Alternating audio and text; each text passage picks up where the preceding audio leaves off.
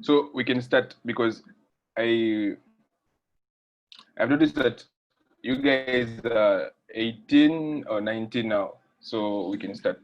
So in today's, let's hope you guys are okay. So in today's Chimie Organique, we're going to look at basically one topic and one review of what I did in the introduction. So the first part is going to deal with hybridization. The second part is going to deal with the formulas, the semi-developé, compact, topologique, and formula plane, all those things. Then we're going to have a TD on the same. Then I'm going to give you guys an exercise for research. Yeah, so we start. So today we're going to go deep into the atom of carbon. So l'atome de carbone structure et liaison chimique. So forgive me, the spelling here is supposed to have a Z, that's D-I-Z-A-I-T-I-O-N. So l'atome de carbone est l'élément de base de toutes les molécules organiques. Sa configuration électronique à l'état fondamental s'écrit comme ça. So, like I said, organic chemistry is basically the study of all carbon-containing compounds, but with some exceptions. So all carbonates are not part of the organic chemistry we're going to look at, but anything that contains carbon and has hydrogen is going to be studied in this course of organic chemistry.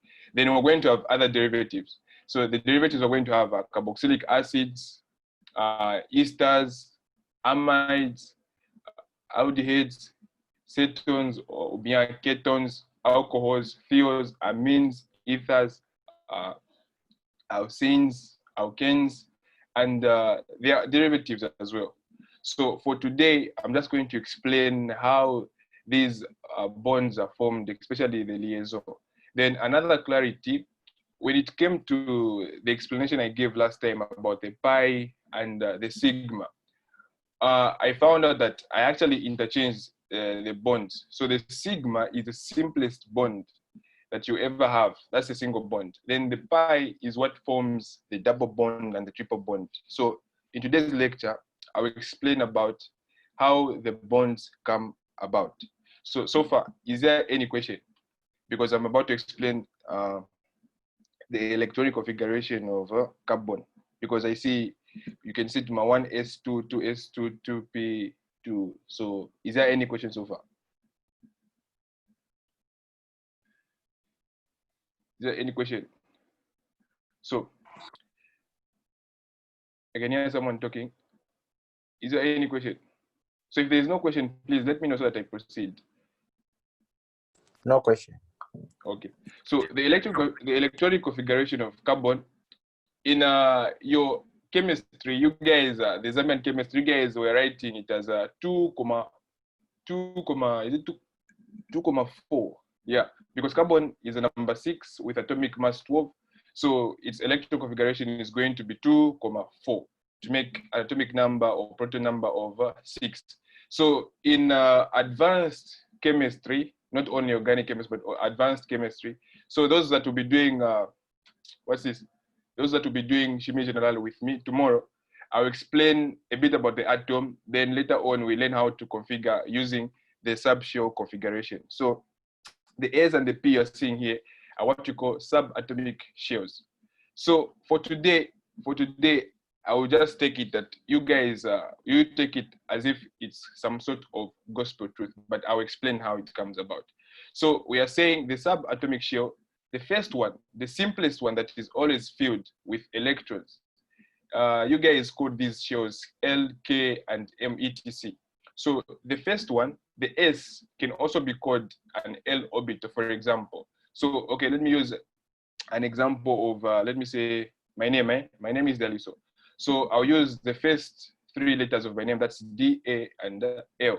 So the first shell will be called D, the second shell will be called A, and the third shell will be called L. Now, the first shell being D is also known as a S subatomic shell. Let's hope I'm clear.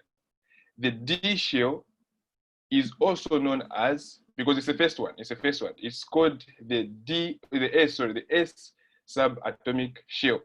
Then the A A is made up of two. It is made up of two subatomic shells. So the first one is what you call the S. Again, you have the S. And the second one is what you call the P. So I'll explain.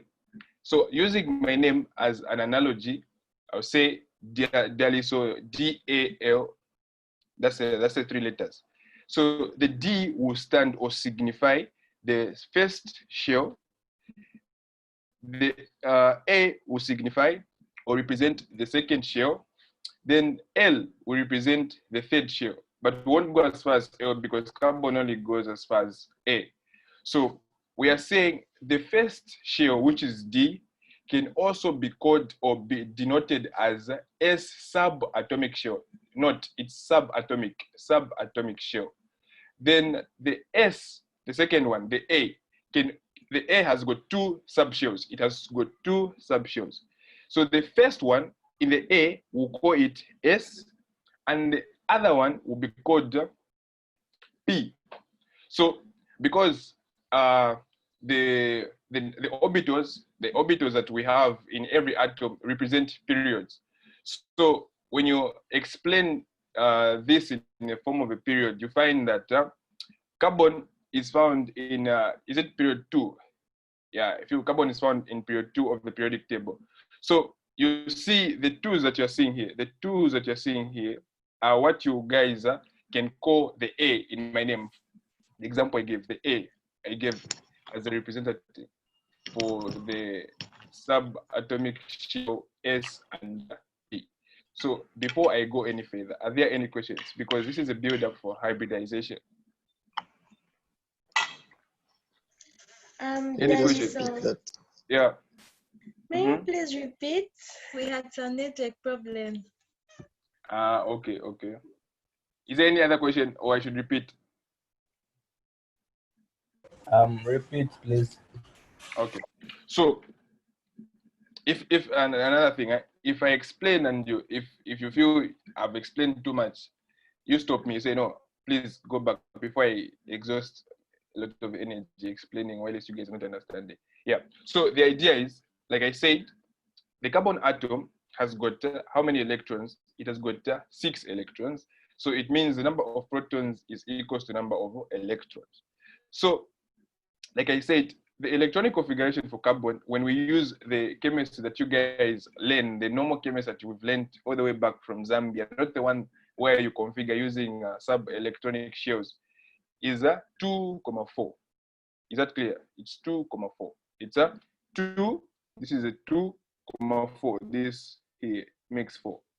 This 2 makes 4. So now I said using my name, as in this is the simplest I can go. Using my name is Daliso. Now we're going to use the first 3 letters, even though the L won't be used.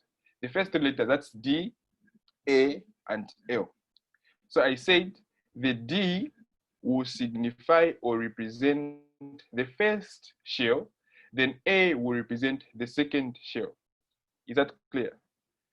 Then we said, now we go inside the atom now. So you find that the atom has got its nucleus, it has got its shells. Then the shells are made up of subatomic shells.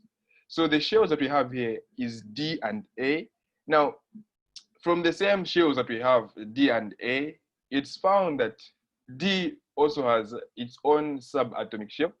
The S or the A, sorry, also has its own subatomic shell. So for D, you have the S, and for A, you have the S and the P. Is that clear so far? Can I get a response? Yeah, it's clear. It's clear. For everyone, it's clear. It's clear. Is it clear for everyone? Before I go any further. Right. Yes. Okay. So I said the atomic orbitals that we have here, we have the D and the A. Now, each of them have their own subatomic orbitals. So the D has the S subatomic shell.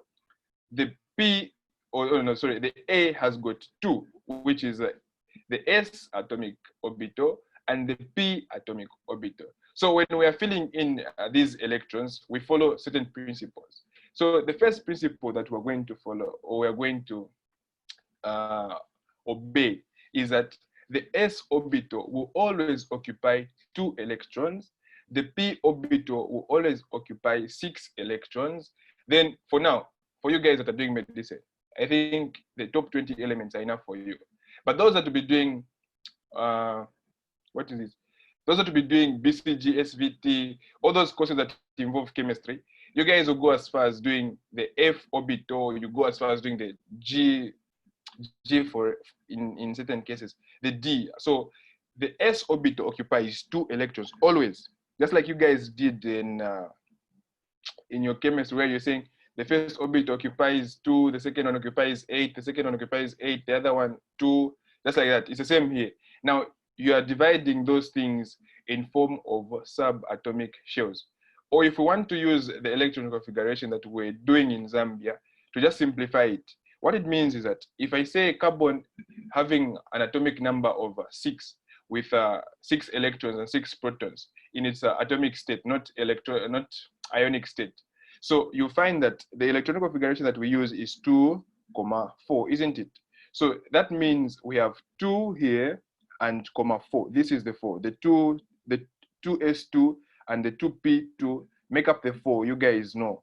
The guy, you, the one that you're familiar with. It makes up the 2, 4. Now, because we are using sub-electronic shells, they are sub, like you have a chief and you have the subordinates. Now, we are using the subordinates now to represent the type of configuration that each shell has, like each independent shell has. Before we go to that, so you're meaning that the 4, is it with the big 2s or the 2s on top that's making 4? The electrons, actually the electrons that we are using to complete these shells are the numbers on top. All right. So for you guys, for you guys that to be doing chimie general, I insist, even you guys are doing chimie organique, what I want for you guys to understand, like I explain chimie organique, you also understand how things come about in chimie general. So I advise that the 25 that I'm seeing in this group should also attend chimie general tomorrow, so that when I'm explaining, because I have to explain, I was told that I'm supposed to explain from atomistic how the atom is made up, the electron, like what you've been learning. I think some of you have been attending atomistic. So I'll do another course for atomistic, then I'll build up on everything. In atomistic, you do these things in detail. But now for organic chemistry, I'm just supposed to bring in the principle of carbon and explain how the electron configuration is, then later on explain how hybridization comes about and the bond formation. When I am done with that, then you can forget about the carbon atom. We start focusing on how to name compounds, how compounds link, how compounds form bonds, and etc. So the idea here is just to show you like because you guys just know that there are triple bonds, there are single bonds, there are double bonds. But today I'll explain how the bonds come about. Now, before explaining how the bonds come about, I'm supposed to explain the carbon atom and the electron orientation in the shells. So is that clear? So I advise that everyone that will be taking organic chemistry should also take chimie general. No, as in for medicine, I know it's compulsory. I don't know for other courses, but I advise to just take chimie general just as a part-time course to understand where certain principles come from, because I'm supposed to explain from the atom, like from the scratch, what the atom is, the development of the atom with the principles of Rutherford, Bohr, Schrödinger, and etc., J.J. Thomson, all those. So tomorrow, when I'm doing atomistic, advise you guys that are doing organic chemistry to come and follow the course. Is that clear? Yes. Yeah. So now, like Elisha was asking, so the 1s2, the 2s, and the 2p, these represent what we call quantum numbers. Now, if I go into quantum numbers, you guys will get confused. So a quantum number basically represents a shell, like a shell. These things you're seeing here, 1s, 2s, 2p. These 1s, 2s, 2p represent shells. Or if you advance in your chemistry, we can also say they represent the periods, because 1s2 is actually the electron configuration for helium. Then if you say 1s2s, that's the electron configuration for beryllium. Then 1s2s, 2p2, 2p2, that's the configuration for carbon, the one that we're looking at. So the 1s, that's period 1, and helium is in period 1. It's the only noble gas with 2 electrons, and it satisfies the octet rule. Then 1s2, 2s2, that's beryllium, and it's found in period 2 of the periodic table, and it's number 4 of the periodic table. Then we have 1s2, 2s2, 2p2. It's found on position number 6, and that's carbon. That's the one we are looking at so far. Is that clear? So the electron configuration is 2, 2,4. But now with sub-electronic shells representation, it now becomes 1s2, 2s2, 2p2. So which is what you are seeing here, this thing here. Is that clear so far? Ça va?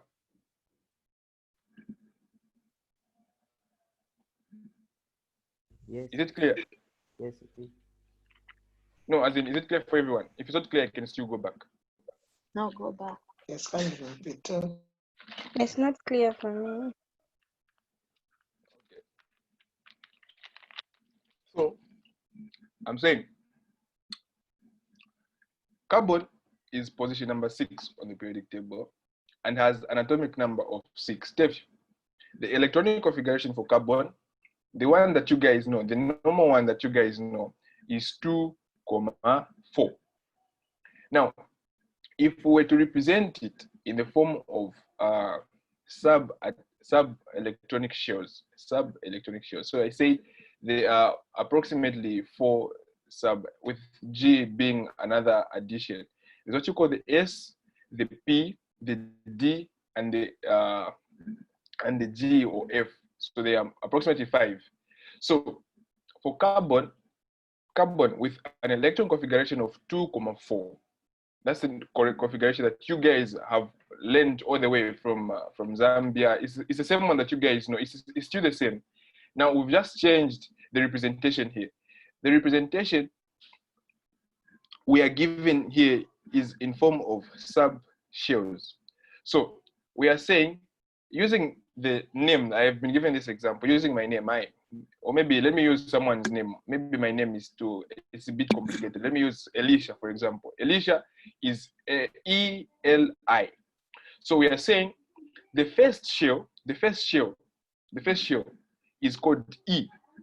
The second shell is called L, and the third shell is called I.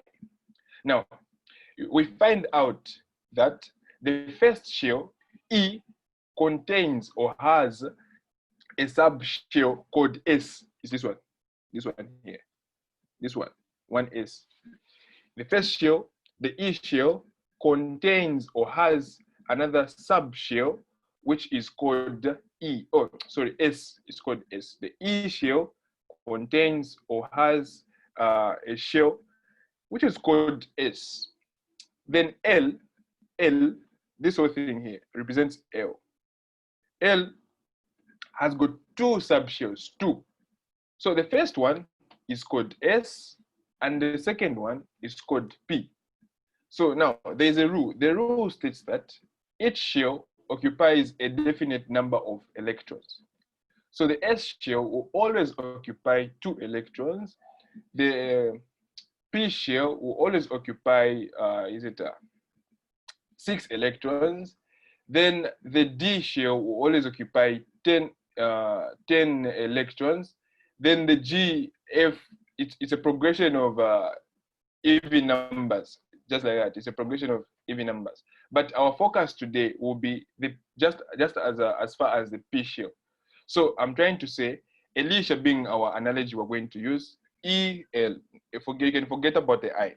So the E has a subshell called the S. Then the L has a subshell that is S and P. They're together. So in other words, what I'm trying to say is, this here, this 1S you're seeing here, this 1S here, is called the E shell. Then the 2S2, 2P2 is what you call this whole thing here, you call the L shell. Is that clear? So the L shell is, All right. Are you trying to say that given, like for example, you have 3 shells, The first shell will have one subshell, then the second shell will have two subshells, then the third Exactly. will have three subshells. No. The progression, nice question. The progression is not that the first one will have one, the second one will have two, the third one will have three, the fourth one will have four. No. The reason why it's not like that is because the variation of the electrons or the variation of the shells that we have on the periodic table varies from varies from S to P. You see, so the first 20 elements, it's an S shell, then a P shell, just like that, an S shell, a P shell. They started from scandium, which is number 21. When you start from scandium, number 21, things change. Now you have shells like the D, the D. Then when you go to elements, for example, like francium, you have now the S, the P, the D, and the G as well. So for atoms that are the first top 20 elements of the periodic table, the first 20 elements of the periodic table, the variation is never, take this, it's never that you're going to write 1s2, 2s2, 2p2, then you'll be like, there are two of the S, then you're going to have 3, then you're going to have the 4, you're going to have the 5. No, it depends on which shell is in which period, like I said. Or maybe let me use this example. We say, you see this thing here, this is what you call Kaz Kantik. So the first shell, which is we are calling the E shell, this one here, has a sub shell called the S. So this one is found in period 1. This one here is found in period 1. Same applies to this one. This one here is what we are calling the L shell. Everything here is what you're calling the L shell. This whole thing is what you're calling the L shell. Now the L shell has got two subshells. It has got the S shell and the P shell. Is that clear? So, and this one is found in period 2. So if we had an element, for example, an element in period 3, we're going to have the same arrangement. So it only depends on the number of electrons we are going to have. So for example, we have period 3 here. So the period 3, we're going to name it I, like from Alicia's name, I. So we're going to have 3, another box here with S, with another box here for P. Now, it's what you call principle de Hund. Principle de Hund states that for a given quantum number, which is n, you are supposed to occupy them in a way where you're going to have no repulsion. In the sense that, because from the quantum numbers, you've got what you call magnetic, angular, the principal, and spin quantum numbers. I wasn't even supposed to go as far as this, but yeah, for you guys to have a bit of understanding of where these things come from. So we have what you call the principal quantum number, angular, magnetic, and the spin. So for the spin you have positive, negative, positive 1/2, which is the one facing kumwamba, the one facing upward, and negative 1/2, the one facing down. So negative 1/2 plus positive 1/2 calls for neutrality, isn't it? -1 + 1 is 0. So this is what we have here. So his principle states that for you, when you're filling the Kaz Kantik or these shells, you are never supposed to fill them in a way where you leave one unbalanced. How unbalanced? You put one here and you don't put the other, just put this one showing, like pointing towards the top, and you don't have something else pointing down. Like there is always supposed to be at least 2 of them in this order before going to the next one. But there are certain cases where you find, now when we start explaining hybridization, now I'll start explaining the principle of the p orbital and its orientation. So you find that when you're filling in other orbitals, you start with 1, 2, 3, all facing up, all spin ups. Then later you come back because you're supposed to fill each shell with the exact number of electrons. These things can also represent electrons. So you're supposed to fill in all the shells with the same exact number of electrons. So there are certain cases where you find that the electrons are not even. For example, carbon. Carbon has got how many electrons in the outermost shell? It has got in the P shell, it has got 2 electrons. So 2 electrons, you find that when you occupy already one, when you occupy these 2 here, these two, because you already have the 1, 2 for the S, and you're supposed to have, sorry, this is for something else, but you're supposed to have 1 on top and 1 below, like that, facing 1 on top and 1 below. So you find that when you count, you have got 1, 2, 3, 4, which make up 1, 2, 3, 4. This is the 2s2 and 2p2. Sorry, this configuration is for, it should be in plus 2. That's is it fluorine? Yeah, I think fluorine. So this is 6, 8 plus 2. Oh, oxygen. Sorry, this is for oxygen. So for carbon, it only ends here. It only ends here for carbon. For carbon, it only ends here because you're supposed to have 2 electrons for the s orbital and 2 electrons for the p orbital. So far, am I clear with the electron configuration? Because this is what I'm going to use to explain the principle of hybridization and how bonds are formed. So far, is it clear? Or I make another recap?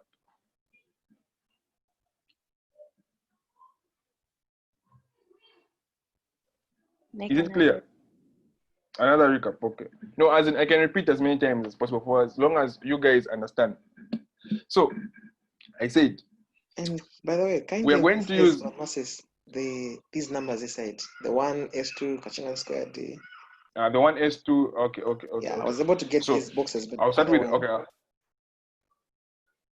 So I should use the boxes to explain these things, or maybe I use the boxes. Let me use the boxes. So with the boxes, let me do this. Maybe if I do this.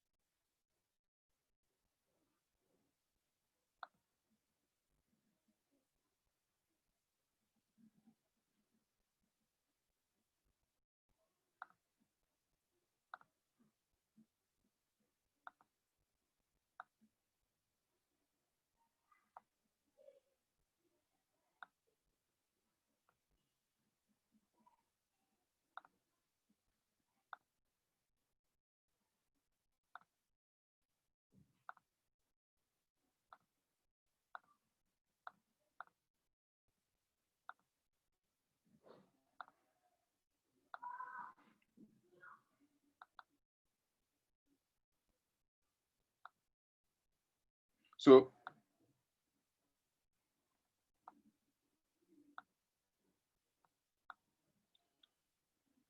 can you guys see? Yes, we can. Okay.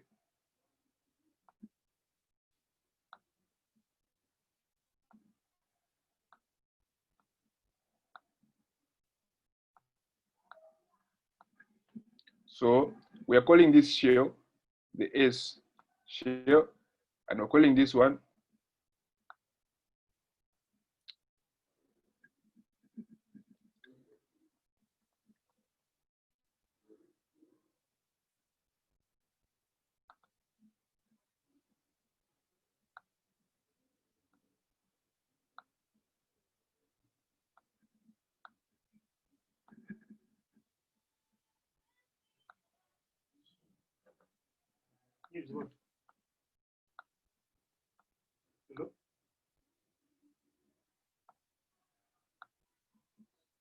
Hello? Where are you? Mujahid.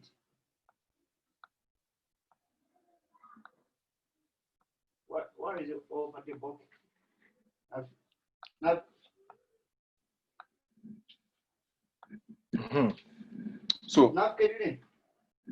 So we are calling this shell. So the example I gave was Elisha. Mr. Elisha Sava. So we are calling this, alhamdulillah. So we have this shell called the E shell. Maybe if I do this, it makes more sense. And we have this shell called the L shell. So we are saying the E shell has a subatomic shell called the S shell. And the L shell, orbital shell, so same thing, has the two. It has got S and P. So now we're saying carbon being number 6 on the periodic table with an atomic number of 6 with proton number of 6.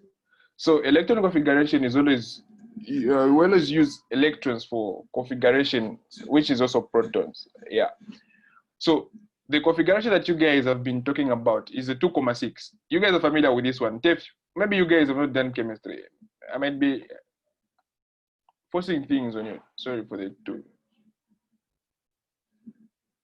Have you guys done configurations in chemistry? Yeah. The one you just said. This one. Yes. You guys know this is a configuration TEF. Yes. 2,4. 2,4 TEF. Now, Yeah. this 2 here is what you call the E. This E shell, this E shell, this E. Then the L is what you're seeing here, the 4. This is the L. Can you get the logic now? This 4 here is now found in the water, in the L shell. Now, when we go inside the atom, we find subatomic shells. We have what to call the S, the P, the D, the F, the G, etc. But for now, we're going to consider only the S and the P. For now, those that will be doing Chimie General, which I hope everyone will be doing, I'll explain the other shells and how their orientations and the numbers, like the numbers, the quantum numbers, the Shansha, all those things are not supposed to be taught in organic chemistry. They're supposed to be taught in Chimie General or atomistic. But now to just build up a foundation for you guys to know where these things come about, I am supposed to give you an idea of what's happening. Yeah. So the S shell, like I said, only occupies 2 electrons at a time. The P shell occupies 6. The D occupies 10. The G occupies 12. The F occupies 14. That's the order. So in Chimie General, I will go in depth explaining the quantum numbers and the type of electron orientation that we're going to have in each shell. So in the first shell, like I said, it occupies 2 electrons. So this is the 2. The 2 you're seeing here, is now what we're going to use to occupy this orbital. So these my things you're seeing to my boxes. They are also what you call Kaz Kantik. Kaz Kantik. So written I guess Q. Sorry, Kaz, which is CASE.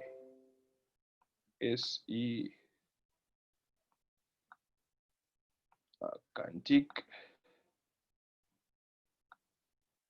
Kantik, you know how to write Kantik. Kantik in English is quantum. So they are called quantum levels. So the first one here occupies 2. Now, with using Hund's principle says that you're supposed to fill in each orbital with a correct number of electron spins, either spin down, spin up. Now, there are cases where, like for example, the carbon atom, there are cases where the number of electrons is not even. What I mean by even is they are not complete. Like you find that there may be 5. They're not going to fit all of them like double. Like I said, you're supposed to have a spin up and a spin down. But some cases you find that you only have spin ups and you do not have spin downs. It's because the electrons are not even, they're not summing up. So in cases like that, this is now where we apply Hund's principle, which states that you're supposed to fill them in so that they are evenly distributed in the cars, in this car box. They are even distributed in the car box. So now the first one, we're going to have spin up, which is the direction showing Kumambako, spin up. Now, in the second one, for us to have neutrality, because I said the spin up has got a quantum number of +1/2. So for us to have neutrality, we're going to have a spin down, which is -1/2. So -1/2 plus 1/2 is 0. So we are done with this shell. We are done. So this shell is what you call the first shell, ou bien the first period, ou bien the first orbital. C'est la même chose. Then we're going to the second shell, which is the second orbital, which is also known as the L orbital, with 2 subatomic shells, which is the S and the P. So we're saying the S orbital will always occupy 2 electrons, which is true. So same principle, we're going to have spin up. It's always the spin up that comes first. spin up, then spin down, like that. So we are done. This is where you guys are saying, let me rewrite the configuration here. One, Boss, can I tweak that for Kono? Anymore. Abo. Okay, no problem. So let me just write this here. S2 S2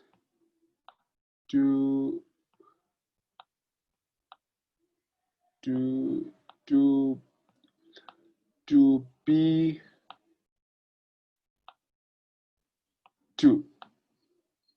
But for those that do not have problems with the network, Sava, is it making sense now? Or maybe I still re-explain.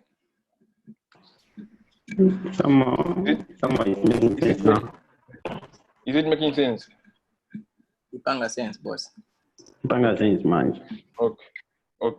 So for those that had network problems, so I restart time.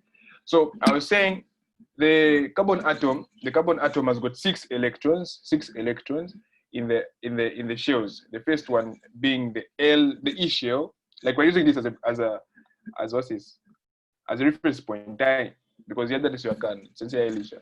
So Elisha, ELI, these will represent the shells that we have.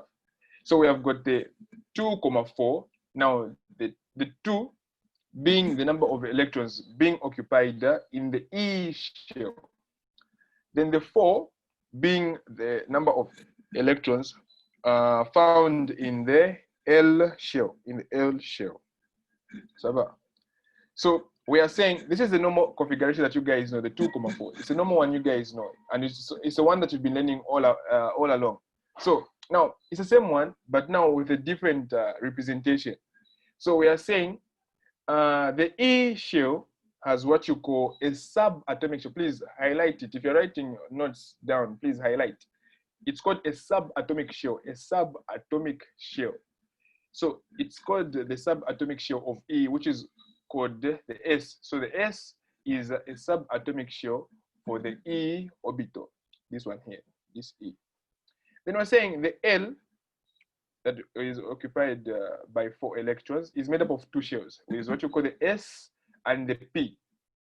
So like I said, I don't know, in your chemistry, when you're looking at periodic trends, we are saying the number of electrons represent its atomic state. If there is loss, if there is gain, the atom becomes an ion, either positive or negative charge. That's in the case of an electron. When you're looking at the periodic trends, then at some point, you also noted that the number of shells, the number of orbitals that an atom has is equivalent or can also represent the period in which that atom is found in.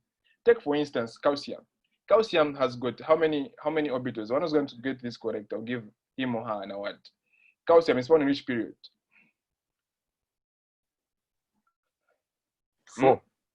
Period 4, exactly. So calcium is found in period 4. What does it mean? It means calcium has exactly 4 orbitals. This is what you call the 2s. You have the one that occupies 2 electrons, the other one occupies 8, the other one that occupies 8, the other one occupies 8. Then you're going to have the last one that occupies 2 to make 20. You see?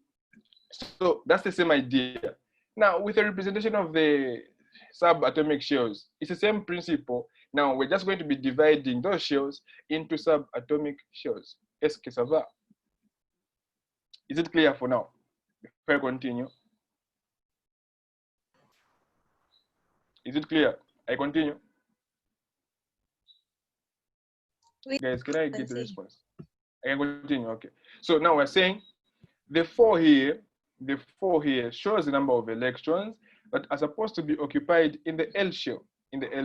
Now the L shell has got 2 subshells. You've got what you call the S and the P. So now in the S shell, we're supposed to have how many electrons? Like the rule states, we're supposed to have 2. And d'après la règle de Hund, we are supposed to occupy an even. What I mean by even is they are supposed to make a neutrality. The number of electrons going up and the number of electrons going down, this spin orientation should be neutral, in the sense that the spin up has got a positive 1/2 orientation, and the spin down has negative 1/2 orientation. So don't worry, in Chimie General, we're going to explain all these principles. Yeah, but for now, this is just a build-up information that you're supposed to know. So in the second shell, we are going to have a spin up and spin down. So it means we have completed with this one. So here, we can cancel even here. This one is also complete. Then we come to the 2, because this 2 represents everything here. You've got the 2s and the 2p. So here we're going to have how many electrons that are remaining? There are 2 electrons that are remaining. So like d'après Raleigh de Hund, we're going to say 1 there and another one here.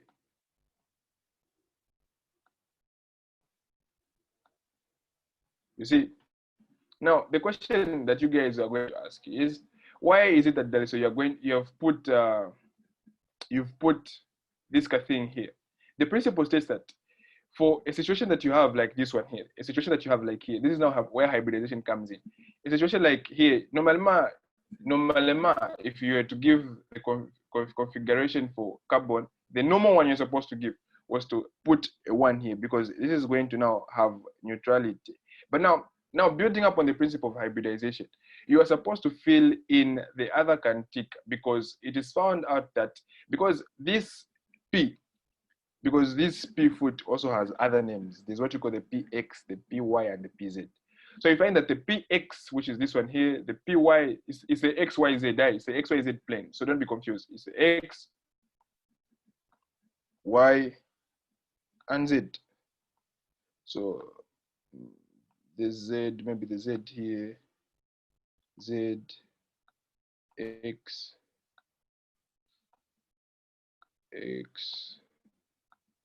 Y. So because of this kind of orientation that we're going to have here, and we know that the P has got an equal number or an even number of energies, like the P shell has got the same energy, we are going to represent it in this form. Why? Because when you start hybridizing or maybe making hybrids of these carbon atoms, we are going to find out that at some point when it comes to the Sp3 hybridization, this kind of shell has got this type of orientation. When you come to the Sp2, we are also going to find out that this part of the CAS has got this kind of energy orientation. Then when you come to the last one, which is the Sp, you're going to find out that one of the shells or one of the CAS here has got another type of electron orientation. But so far, my question is, have you understood how the electron configuration 1s2, 2s2, 2p2 comes about? 1s2, 2s2, 2p2. How does it come about? Is that understood? Yes, it is. Don't worry about the hybrid. This is where I'm going. Hybridization, this is where I'm going. So is it clear? Yes, it is. But I have a question. Clear. Okay. Wait, before you exit. Okay, what is the question? Bon, and I've not saved it. So you can ask. Anyway, I can still. You guys, don't worry. I can still redraw it. Okay. No, What's it's the fine. question? I can still ask. I wanted to find out if, like, how you have the S with the power 2. Does that 2 have any effect on anything, or it's just the representation of stuff? No, it's just a representation. No, it's just a representation. No, I think you guys are thinking as if this is mathematics. No, it's just a representation. It's just a representation. It's nothing like you're going. It's nothing like you're going to add the powers because of the same base. No, it's just a representation. So, like I said, in Chimie General, you guys are going to enjoy it. I'll explain step by step how electron configurations come about. I even show you tricks how you're going to do electron configuration without looking, but you know the electron configuration and the period number, atomic number, all those things. Yeah. So, is it clear so far with the CAS cantic and how it occupies? So sorry, I got a wrong image for carbon. This is for oxygen. because oxygen occupies how many electrons? It occupies 8 electrons. The shells has 8, and if you count here, you've got 1, 2, 3, 4, 5, 6, 7, 8. Exactly. So you have got 8. So if we use principle the Hund, which states that you're supposed to fill in each orbital with an equivalent number of spins. I can't see anything. You can't see anything. No. Oh, sorry.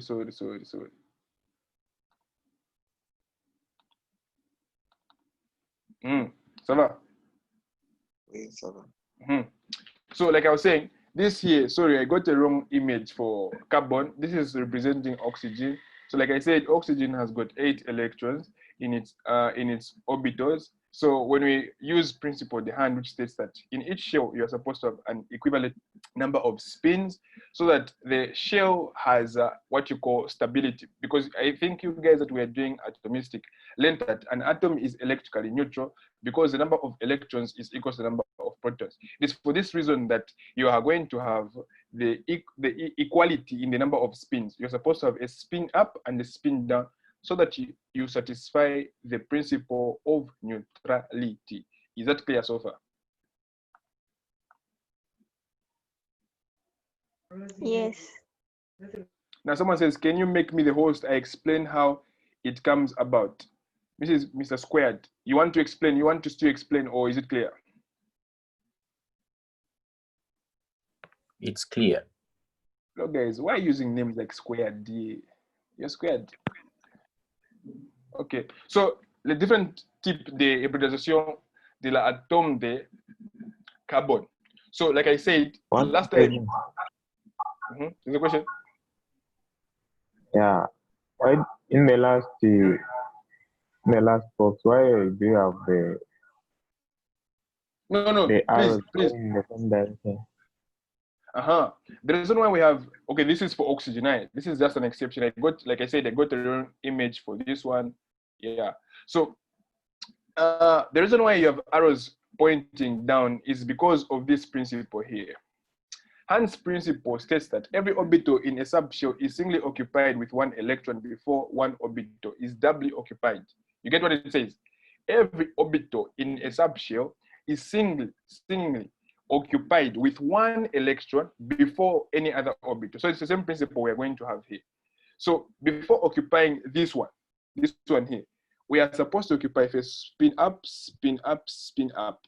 Then later on, we come back and spin down, spin down, spin down. That's the principle. Is it clear? That's what this principle states. Maybe in Chizongo, but this is what this principle states. So Hund's principle says every orbital in a subshell is singly occupied with 1 electron before any one orbital is doubly occupied. All electrons in singly occupied orbitals have the same spin. So the spin they're talking about here is the positive 1/2 and the negative 1/2. Is it clear? Is it clear?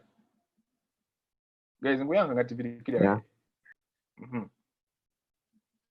So there are 3 types of hybridization that you guys have explained about the 3 types of hybridization. I was just giving a general idea about what hybridization is last time. So hybridization is made up of, like, there are 3 types of hybridization. There's what you call the Sp3, Sp2, Sp.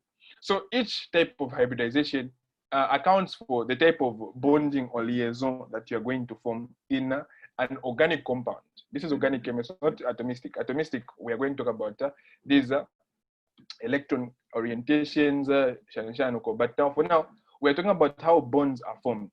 So because of hybridization, atoms form different types of bonds. So you have compounds like alkanes, the ones that are long carbon chains. Example, the first simple alkane that you guys have is methane. Methane forms 4 bonds, that is carbon bonded to 4 other hydrogen atoms. So like I said, I made a mistake last time when I was saying the simplest bond that you form is called the pi bond. It's actually a sigma bond. Then I'll explain further. The other one is a pi and sigma. The other one is sigma and 2 pi bonds.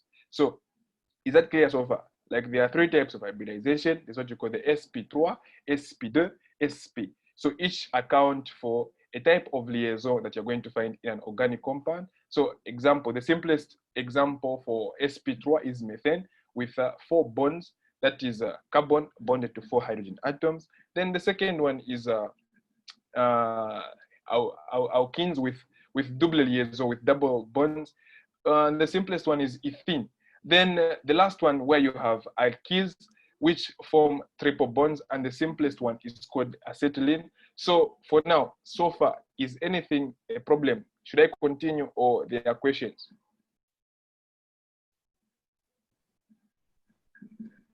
There's a question here. Yeah, on where there is It's 1 double o'clock. liaison, does it mean that there? I can't get you. Network is cut. Hello, are you able to get me? Yeah, I can get you now. Yeah. Yeah, where we stated that we have double liaison, does it mean that there exists a sigma bond and a pi bond? Yeah, they exist. Like I said, the simplest bond that you're going to have is a sigma bond. Sorry for the mistake I made last time. The simplest bond you're going to have is a sigma bond, and the other one you're going to have is a pi bond. Is it clear? Yes, sure, it's clear. Yeah. So now we talk about hybrid. So a hybrid in biology is offspring of two. Now this is where this comes about. I want you guys to understand what a hybrid is. A hybrid is, in biology, we say the offspring of two plants or animals of different species or varieties. Then in chemistry, we say a thing made by obtaining or by combining two different elements. Then I looked up an example. So here's an example. This example is kind of something that has happened in recent years and still happening. So take, for instance, you have two viruses. You have the Ebola virus and the coronavirus. Then if the two were to be made, or you make a hybrid of the two, you're going to have a virus. I just named this one Ebola. So you're going to have a virus called Ebola. Now, this virus, if you compare how little these viruses have been, you find that the Ebola virus has got its own shortcomings. It killed maybe, say, 5,000 people. The coronavirus has killed, like, it's like 2 times the number of deaths that were recorded from the Ebola virus. Now you look at how lethal these two viruses are. Now you have to combine them. How, if you to imagine this, how bad would it be? It would be very bad because it's one virus that affects different parts of the body. Look at the Ebola virus. The Ebola virus affects other parts of the body. I have not studied the Ebola virus, but I've studied the coronavirus. The coronavirus affects the respiratory system. So it colonizes the respiratory system, and at the end of the day, people suffocate and they die because of the same. Now imagine the Ebola virus affects the brain. Now you have people with brain and respiratory problems at the same time. So it now becomes like a challenge by 2. So that's where the idea of hybrid comes about. So the carbon atom is the only atom on the periodic table, yeah, but there are other exceptions. The carbon atom is this atom that can form hybrids with other elements, with other atoms. So you find that when carbon is bonded to a carbon atom, it forms this type of hybrid. When a carbon atom is bonded to this other carbon atom, it forms this type of hybrid. Then when this carbon atom bonds to another carbon atom, it also forms this type of hybrid. So now, for this basic core of hybridization, I will not go as far as the DS3, DS2, DSP, the one that, is it Samuel or Konon had asked me about last time? I will not go as far as those ones. What I'm going to do is just explain the basic hybridization that you have, the SP, SP3, and SP2. So far, is it clear about a hybrid? Yes, it is. Yes, it is. Okay. So what actually happens is that you have the atom, like the carbon atom. Then in the carbon atom, you have, this is like a representation of the carbon atom, right? Is it 1, 2, 3, 4, 5, 6? 2, 3, 4, 5, 6. So this is the representation of the carbon atom.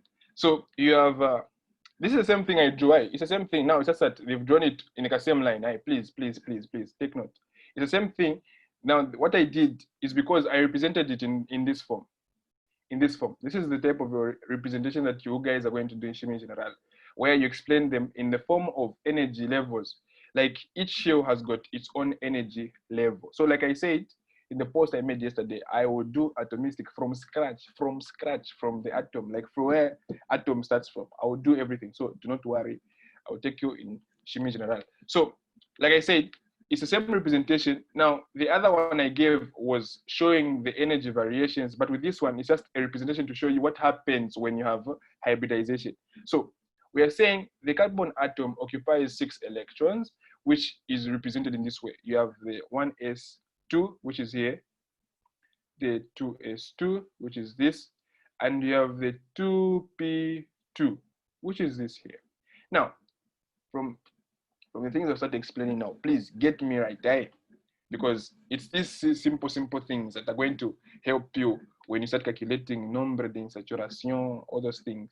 So the idea is every time, like I said, every time you're solving questions, when they ask you like, what is the hybridization at this carbon atom? So when you see it's a single bond, if you see it's a single bond, like it's an alkane, even if it's an aldehyde, when you just know that this carbon is bonded to this carbon. So for as long as there's a carbon to carbon bond, a single bond, just know that the hybridization that you have for that carbon atom is Sp3. That's the rule. Without calculating, because I know you'll be calculating their formulas, but with this secret, if you just see a carbon to carbon bond, a carbon to carbon single bond, know that that is hybridization Sp3. If you have a carbon to another carbon and they are linked with a double liaison, just know that that type of hybridization is called Sp2.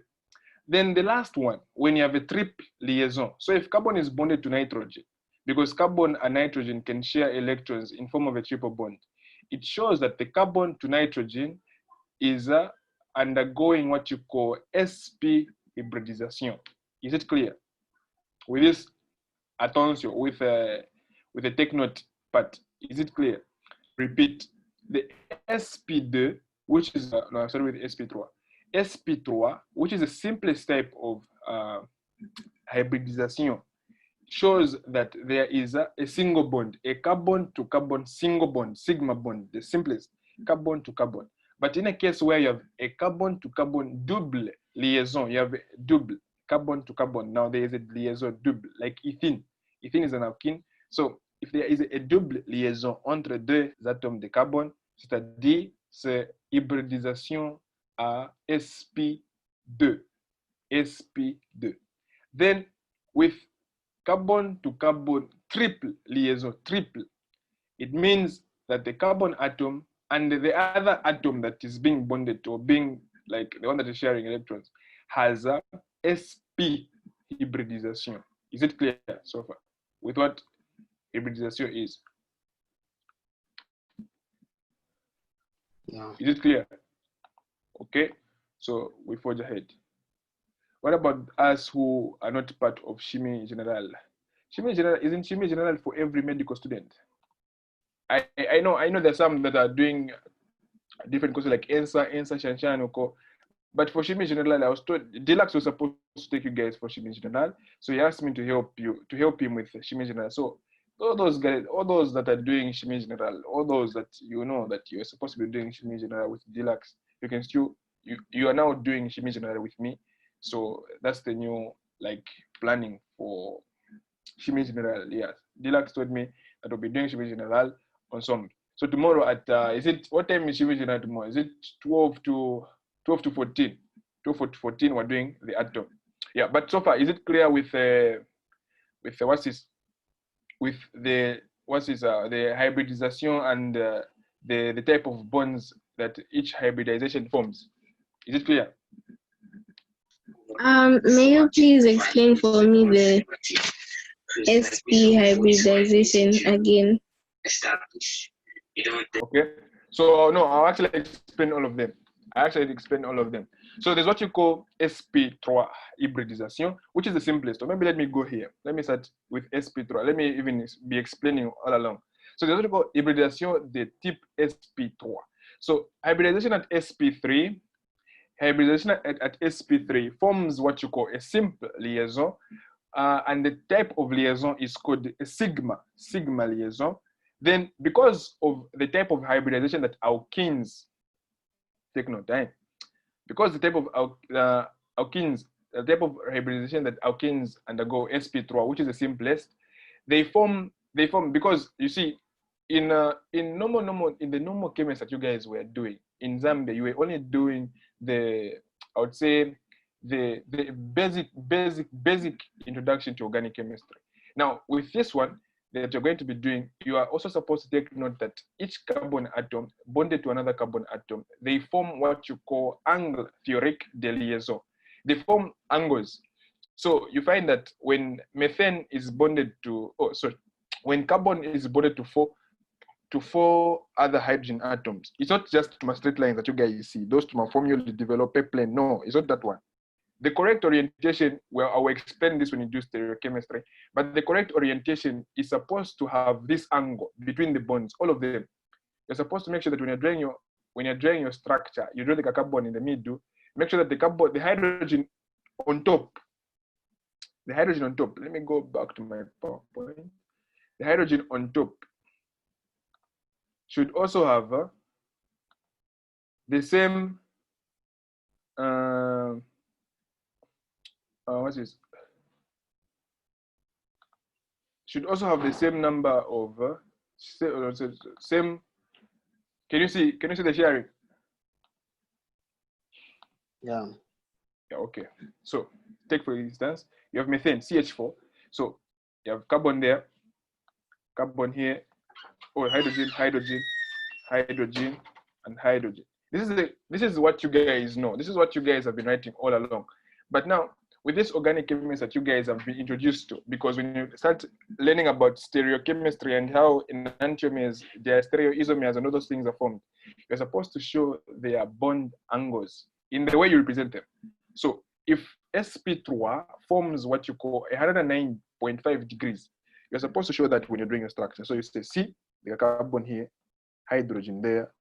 So the angle between this one and this other hydrogen atom I'm going to write here, this angle here, this angle is supposed to be 109.5. Same applies to this angle, this thing I'm going to draw here, the hydrogen. The same thing, the angle is supposed to be 109.5 degrees. Same applies to this other hydrogen atom I'm going to put here. So the angles should always be the same. You see, it's not just these two lines that you're drawing. Now come to molecules that form. Just there. So my angles when you add them, no, guys. Look, this is chemistry, right? Not mathematical principles. No, this is just chemistry. Not when you add, they should give you 360 share. No. These are just angles that these compounds form. Is it clear? So when you add, I don't even know what it gives when you add these things. No, as in, don't be. I think you guys, numbers, is analyze hard for you guys. It was like no. These are just angles. It's hard. No. It's like even Taonga asked me the same question. Taonga asked me the same question about these two thingy are they going to add? No.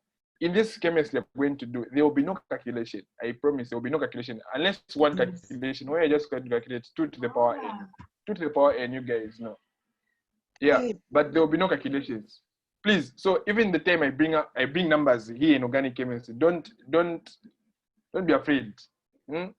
Because some of you are thinking, no, Shani will be calculating analyze ukapena fufuti organic chemistry pene. No, organic chemistry is the simplest. Yeah, I understand. Organic chemistry is the simplest. There are no calculations here.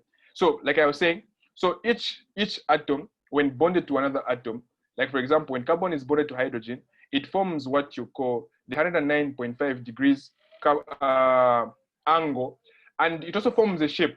Like if you've seen the shape I was drawing, it looks like a tetrahedron or structure tetrahedric. It looks like a triangle like that. Structure. I don't know how I can even draw a tetrahedric, but it's like a tetra. You know what tetra is? When you're doing nomenclature, you know, 1, 2, 3 ditetrachloroethane. So tetra stands for 4. So it means the carbon atom is surrounded by 4 different hydrogen atoms. So this is Sp3 type hybridization. So now what happens with Sp3 hybridization? So this is what happens. So I'm going to go back here. I'll use this principle every time I explain hybridization. So you are not going to look at these things with my one, with my shan. Our interest is this part. Our interest is this part. So the pre, this is the rule we're going to be using for hybridization. The pre la règle de Hund. Every time you're occupying this thing, you're supposed to singly occupy 1 electron before 1 orbital is doubly occupied. That's the rule. Now, because we are making a hybrid, we are going to move this electron. Which one? Yeah, this one. The spin down. We're going to bring it here to make a spin up, so that we're going to have even electron orientation. So in a case where we want to bring in other electrons, we just bring spin down, spin down, spin down, spin down. That's the principle. That's what I said. So every time you're filling in these cars, these to my boxes, you always go for spin up, spin up, spin up, spin up. Now, the normal orientation or the normal arrangement of electrons, please take note. The one in blue here, the one in blue shows the hybridization, and the one in S just shows electron configuration for carbon. So the spin up, the spin down, spin up, spin up, spin up is the normal electron configuration that you guys have been looking at, this one. Because some of you might have already confused that person. No, it's this one, it's this one, it's this one. I've not changed anything.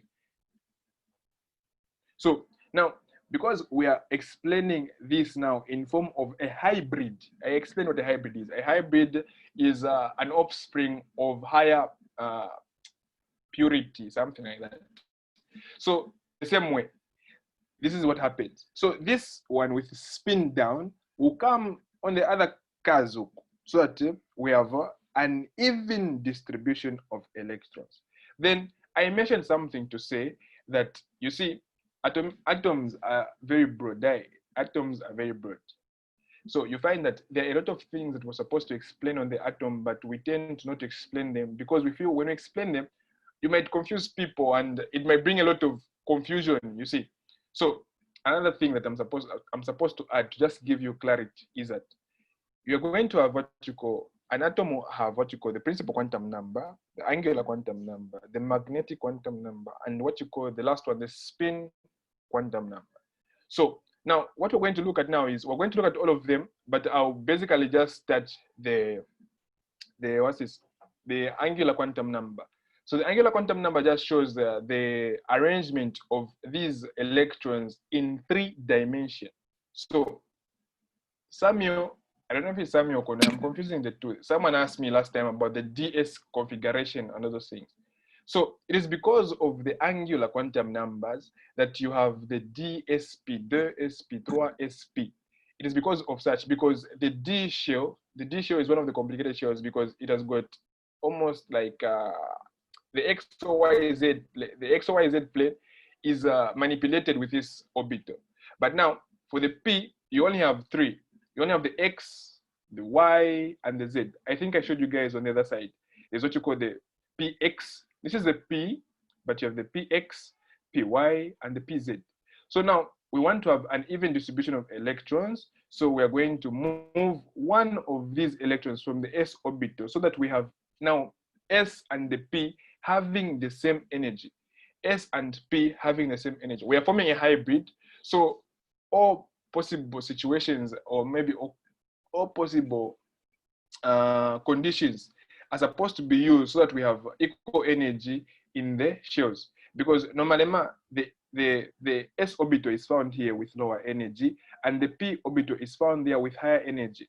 But how are we going to make a hybrid? Because a hybrid is a special case. Like I said, Corona and Ebola, they are special viruses. Now, if you make a hybrid of the two, you make something very, very, very special and with high yield, with high purity, and also high dangerous rates, etc. So in the same way, we're making a hybrid. So what we're going to do is we're going to make this shell here, which is higher in energy, we're going to bring it down here. So when we bring it down here, we are reducing the energy. I know when you're reducing energy or bringing down energy in chemistry, we explain principles like ionization, electromagnet, all those things. But the idea is, the bottom line is, we are bringing these cars here, so that we're going to have equal energy, and it will be easy for us to arracher. Arracher is getting an electron, so that we have the ability, because if they're high in energies, it means we cannot get an electron. If something is high in energy and something is low in energy, it's not possible that we can get one electron and bring it to the other side, no? So we want to make them equal in energy, so that when we move an electron from this orbital to this other one, there will be even, like, there will be no repulsion at any case. So at the end of the day, we're going to have one electron for each. Then one for one, instead of it being 2, it will be 1s1, 2s how many? 2s how many? 1, 2, 3. It will be 2s3. The electron configuration has not changed. It's still the same one. But the hybridization is what is now changed. So it is the reason why we call it Sp3, because we have how many p shells? We have 1, 2, 3. We have 3 p's, and we only have 1 s.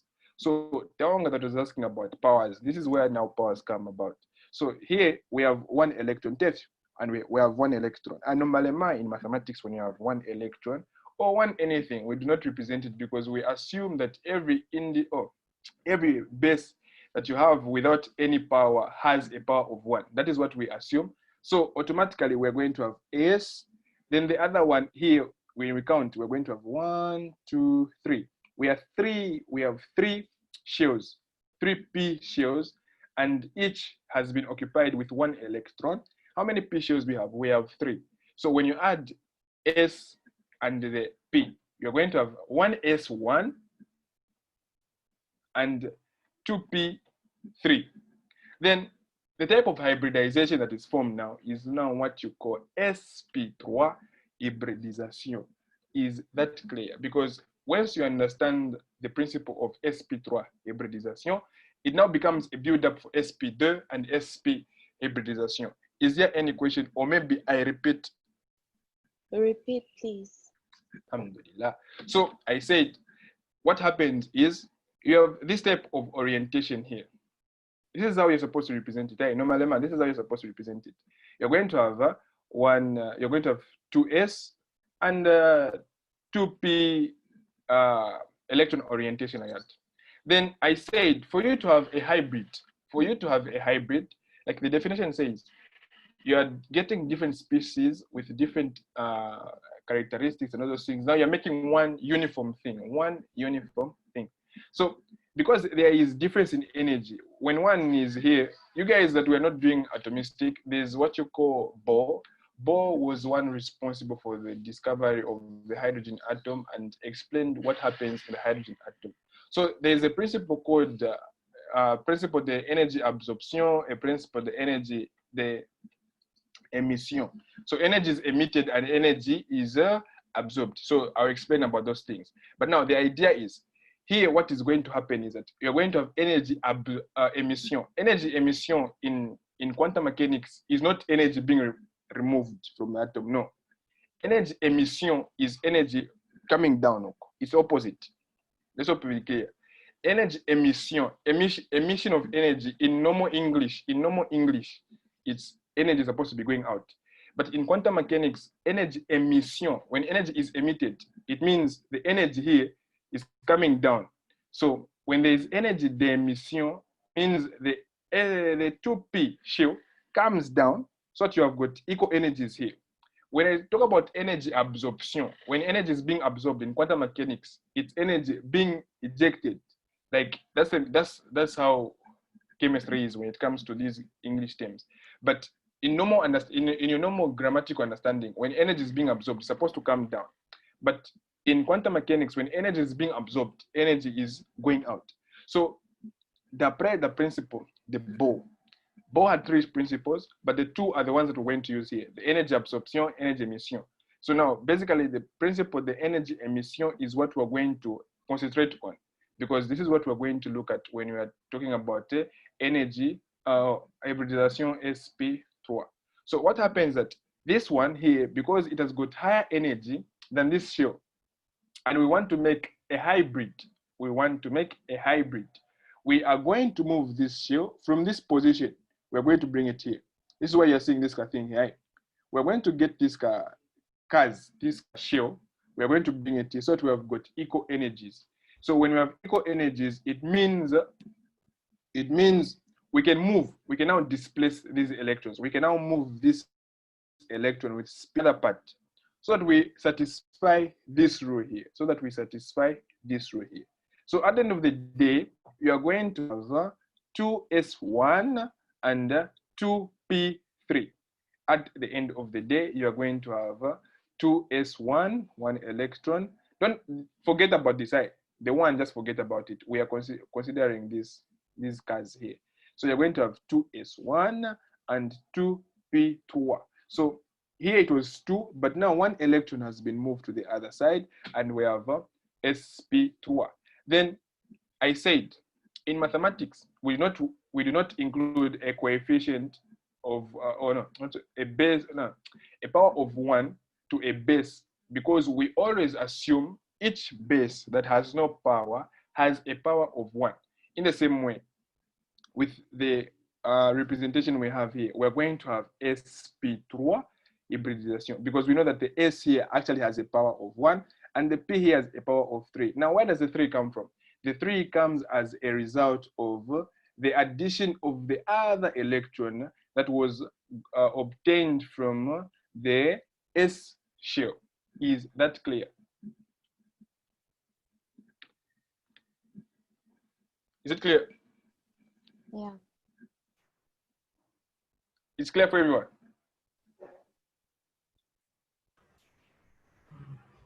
Yes. It's clear. Alhamdulillah. So the same principle happens for sp3, for sp2. For sp2, instead of for sp2, what happens is, instead of the whole shell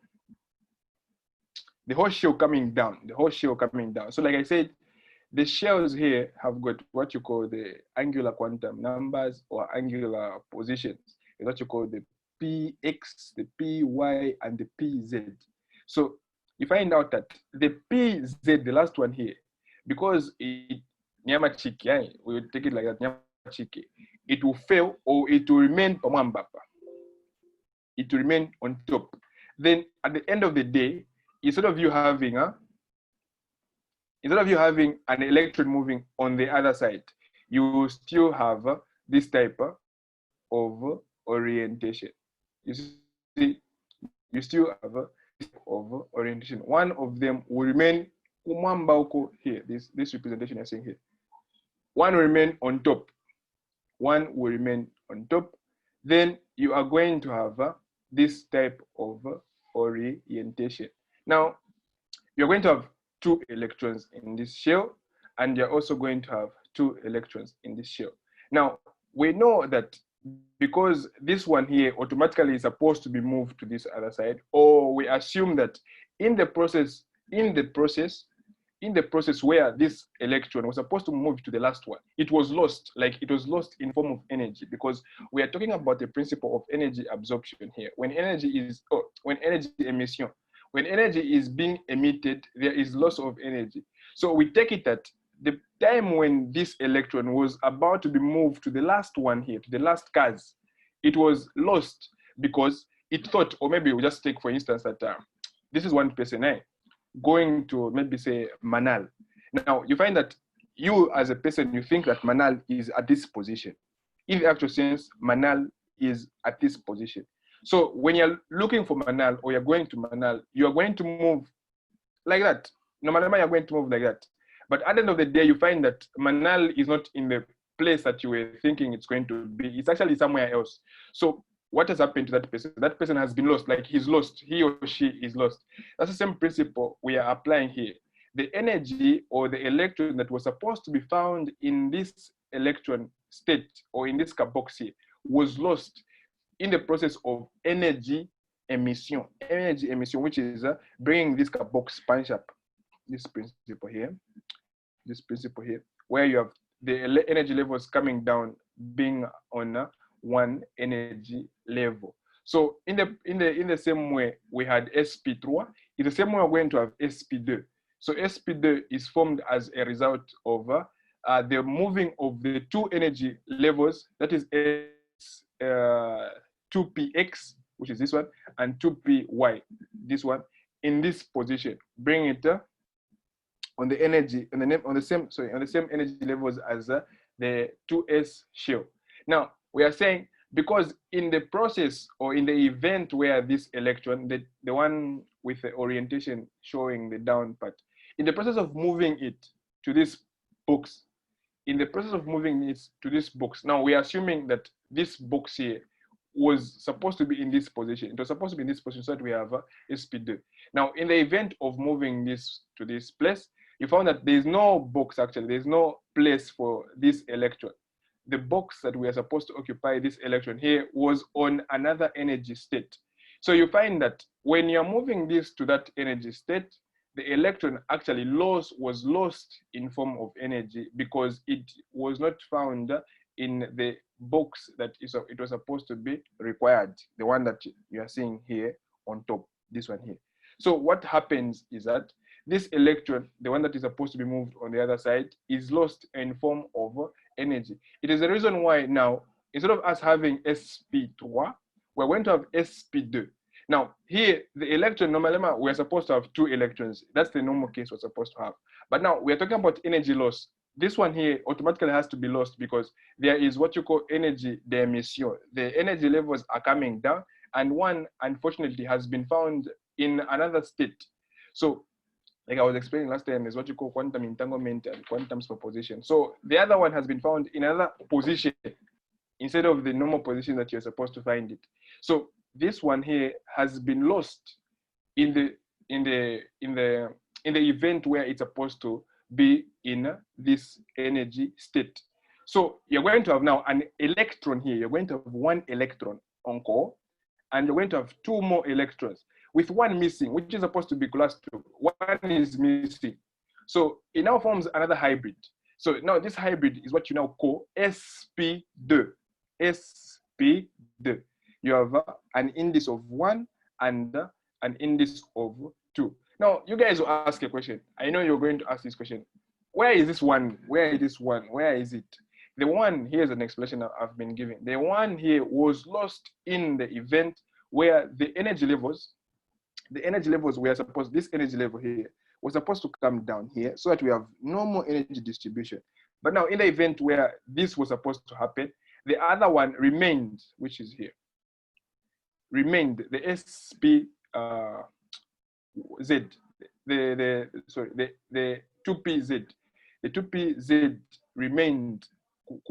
It remained. So in the event where this one is supposed to be moved to the last part, it is lost in the form of energy. So as a result, you're going to have Sp1, Sp2, Sp2. You're going to have 2 electrons there and 1 electron here. The other one here was lost in the form of energy. Are there any questions? And this results to Sp2 type of hybridization. And with Sp2 type de hybridisation, on a structure théorique trigonal. Then, because there is a hybrid that has been formed with Sp2 type, we're going to have angle de liaison, which is 120. Now here we have molecules that form bond angles of 120, other than the ones for Sp3. Because like I said, these are hybrids. So you find that this hybrid at a certain level, when a hybrid is made at Sp3 level, the angles that these atoms form is going to be different from the angle that Sp2 is going to form. Then, as a result of Sp2 hybridisation, vous allez avoir the double liaison, type of liaison, which is double. Then the liaison that you're going to have between the 2 bonds, Mr. Kondwane, take note. The 2 bonds that you're going to have now is 1 sigma bond. So the sigma bond is the simplest bond that you're going to have.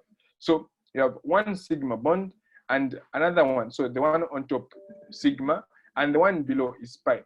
But the one that bonds carbon to hydrogen, because the normal representation of this is 2 carbon atoms au milieu bonded to another carbon. Then you have hydrogen projecting. Let me just draw it. So you have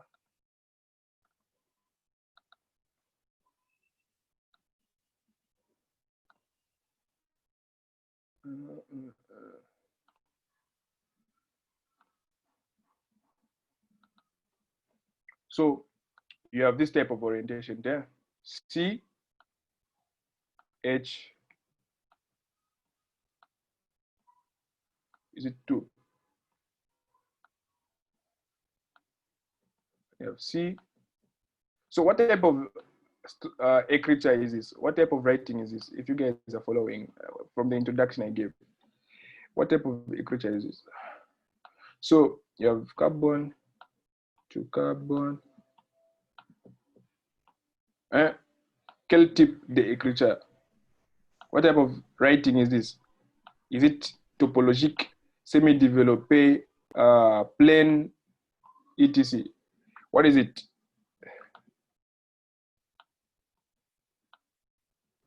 Guys, Nitrate. What type? This one. This one. Is it a condensed structural formula? Is that? Condensed structural formula. No, it's actually the semi-developed. The condensed, normally, you're not supposed to have this here, this liaison. Remember, the condensed is also known as the compact. So they're supposed to be ensemble. So, yeah. So the bond angles, right? The bond angles here. So, 20, so 120, 120, and here also, now here, this is straight line. This diagram is not done to scale, but the idea is that the bonds that the carbon atom forms with the hydrogen atom is supposed to be 120 degrees. It is the reason why you have 120 degrees as the bond angle is as a result of hybridization à Sp2. So are there any questions on Sp2 hybridization?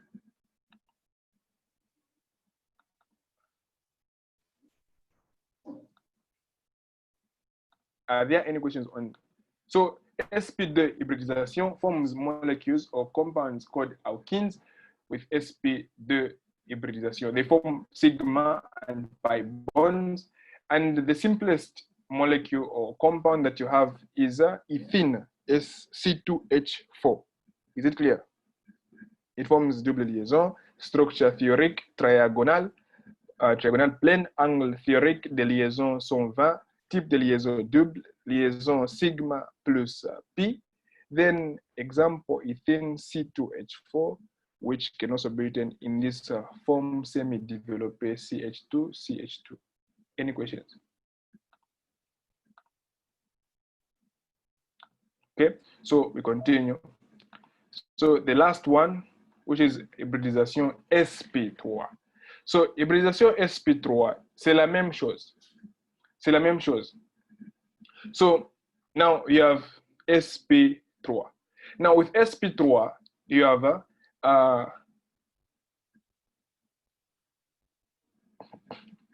the same type. It's always the same. It's the same principle. It's the same principle.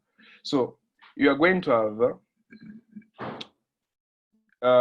an electron which is supposed to move on the other side. Now, unfortunately, the electron now, instead of it moving to the Z block, now we are going to have two boxes, which are these things here. It's the same expression for the for this one, for the Sp2. Now, instead of you having the Py, because this is Py, Px, Py, Pz. Here you have Px, Py, and Pz on top. Now here you're going to have Py and Pz unoccupied. Then you're going to only have the Px, which will be occupied. You're going to have the Px, which is going to be occupied. So what happens? So you have two shells that are unoccupied. So you only have 2s2 and 2 P1. Because 2 have gone Komoroko. 2 have gone Komoroko. And we want to fill in 1 with an electron. So what happens is, every time we are doing this, we are supposed to follow Hund's rule. Hund's rule states that every time you're filling in an orbital, you're supposed to first fill in the ones with the same quantum number. So it says singly occupied with 1 electron before 1 orbital is doubled. So the electron that you're going to be filling in every time you're going in this direction towards your right, is supposed to have the same quantum number. The quantum number I'm talking about is a spin, which is positive 1/2. So the next time you're coming back to fill in the cars, you're going down with a spin negative 1/2 to form what you call neutrality. You guys have done atoms in grade 10, grade 11. So an atom is electrically neutral because the number of electrons is equal to the number of protons. It is for this reason that we are going to apply the same principle when it comes to filling in these electrons. So what happens is, now instead of you having one box here with unoccupied electrons, you're going to have 2 boxes now. You're going to have 2 boxes. Now, because the energies are different, this representation here, the energies are different. So instead of this electron that you're seeing here, instead of this electron going Kumoloko, instead of it going Kumoloko, it will now be occupied in this box. Now, the question is why? The reason is, like I explained, it's all about the principle of energy absorption and energy emission. Now, the energy, an electron will always occupy the lowest energy it can find. It will occupy the lowest energy it can find. That's the reason why every time you're making an electron configuration, you always go 2, 2, 8, 8, if it's 8, 8, 1. That's the principle you're supposed to use. You are never supposed, even if you're saying it's calcium, you never say it's going to be 1, 8, 8, 8, 2. No, it's always the lowest energy level towards the highest energy level. So now you have this box here with an occupied electron. Now you're moving it to the highest energy level there. You're moving it to Kumuluku. You're moving it to Kumuluku. So what happens? Like I said, electrons always occupy the least energy they find. So instead of it going with this box or Kumuluku, because normally you're supposed to have an electron being occupied here. Instead of it going with this one, an electron will always occupy the least energy it can find. It's going to come and occupy this one here. Then at the end of it all, you're going to have the SP type de hybridization. Now, the question for you ask me a question, say, okay, if this is SP hybridization, how come you have got 2 electrons here and 2 electrons there? So now we are going to apply this simple principle of mathematics where we say, okay, we assume that the s orbital and the p orbital are of the same base. Now, if they are of the same base, we are supposed to add the powers. Now, in this case, because in chemistry, we don't usually do the adding of powers and all those things. So we cancel out the electrons, assume that each one is occupied by 1 electron, or bien there is an even distribution of electrons, in the sense that you have 2 electrons being occupied by the s orbital, and you've got 2 electrons being occupied by the p orbital. So in other words, this hybridization can also be called 2s2, can also be called s2 p2 hybridization. But in this case, because we want an even distribution that is going to be different from from other types of hybridization, we are going to take that the basis of this hybrid is 1, like 1 on each side. It's going to be S1, P1. So at the end of the day, you are going to have SP type de hybridization, which can also be called from the derivatives we have been looking at, can also be called S2, P2. But in the case where we are looking for a balanced result, we are going to take it that this is going to be SP hybridization. And all in all, SP hybridization gives what you call triple liaison and is a result of the formation of what you call alkyls. So alkyls which form triple liaison is a result of the SP type de hybridization. Then they also form what you call angle théorique de liaison, which is 180 degrees, with a type of liaison which is triple.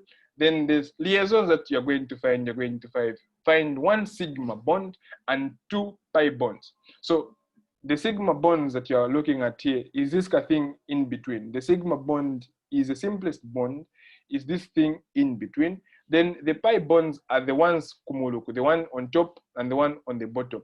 But always take note, always, the carbon to hydrogen will always be sigma bonds. The sigma bonds will always be the simplest bonds that you ever have in a compound. So like I said last time, this is a mistake that I made. Please make this clarification. The sigma bonds are the simplest bond, not the pi bonds. Last time I mentioned the pi bonds. The sigma bonds are the simplest bonds because the sigma bonds are what you've come as a result of Sp3 hybridization.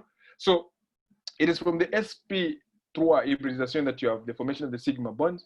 So it builds up.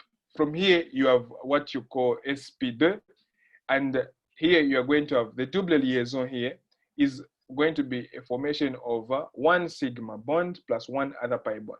So in other words, what I'm trying to say is always when these liaisons are formed, the sigma bond will always be the first bond to be formed, then the pi bonds come later. So the sigma bond comes first, then the pi bonds come later. So at the end of the day, you have the formation of these organic compounds. You have the formation of alkanes, you have the formation of alkenes, you have the formation of alkyls, which are triple liaison organic compounds, with the simplest being acetyl with the chemical formula C2H2.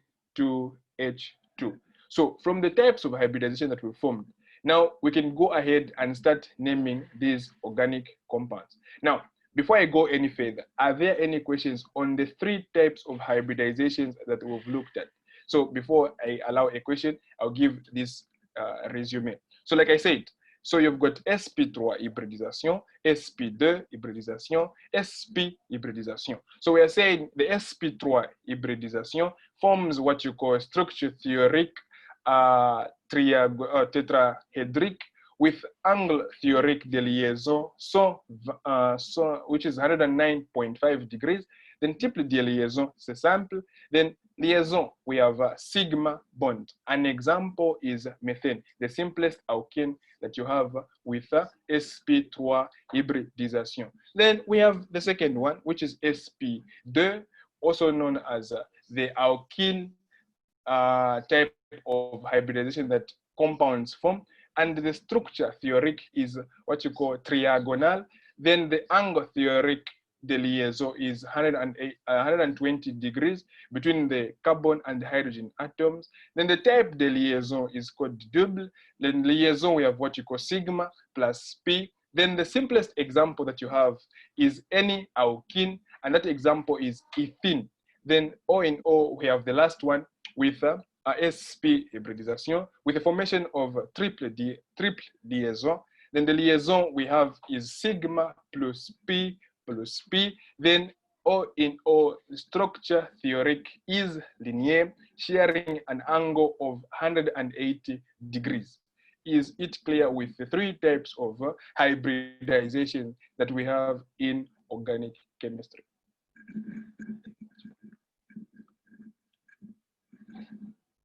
Any questions?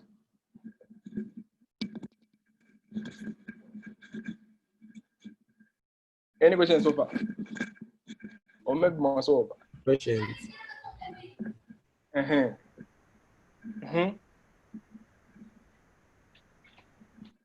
are no questions.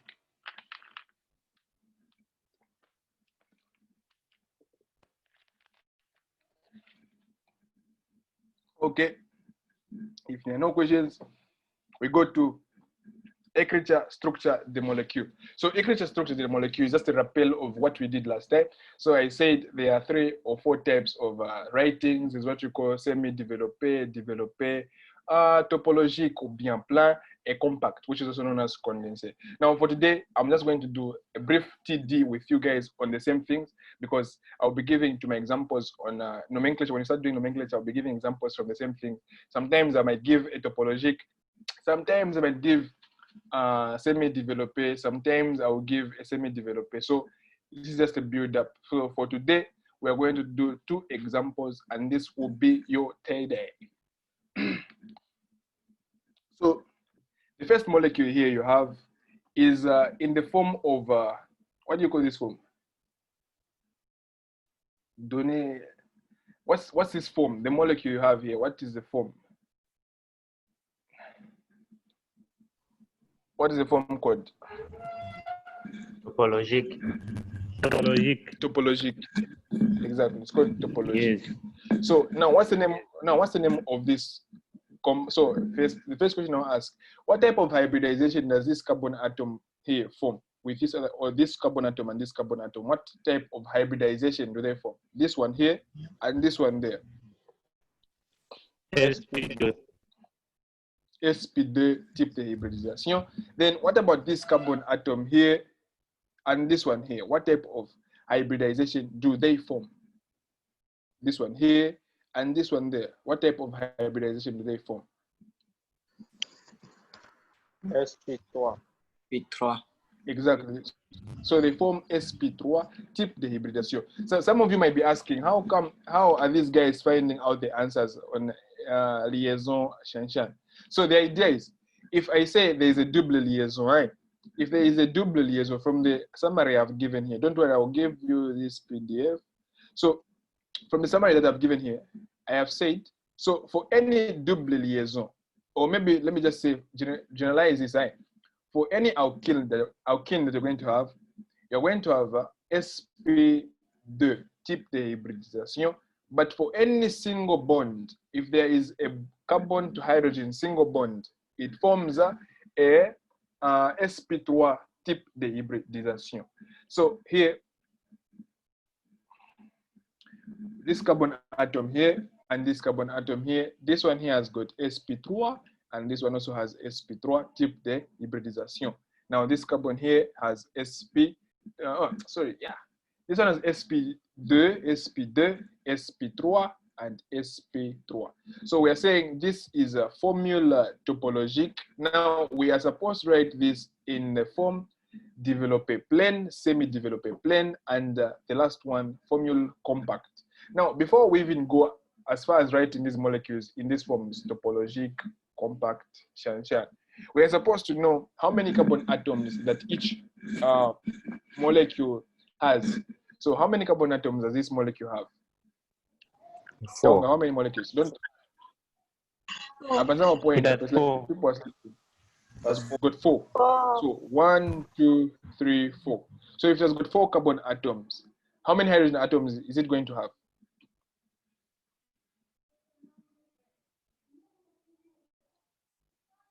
It's going to have 10. 10. How many? 10. 8. Who said It will 10? have 8. Who said 10? Who said 10? I come back 10. 9. It will have 8. It will have 8 because the general formula. No, you guys. The general formula for any alkene is CnH2n.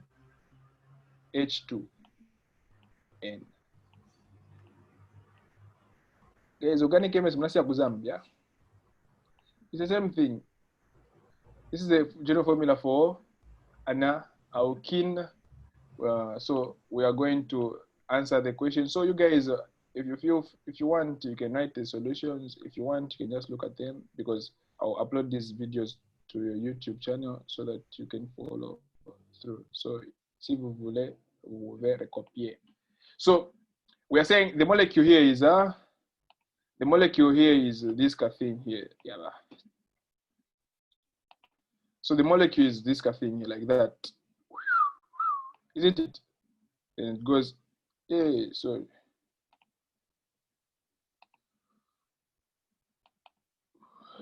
You can see what I'm sharing there. Can you see my PowerPoint presentation? Yeah. Yeah. Okay. Yeah, so this is the molecule we are talking about. So what is it called? If you, okay, for those, I've not done nomenclature, but for you guys that have done nomenclature, what is it called? What do you call this molecule?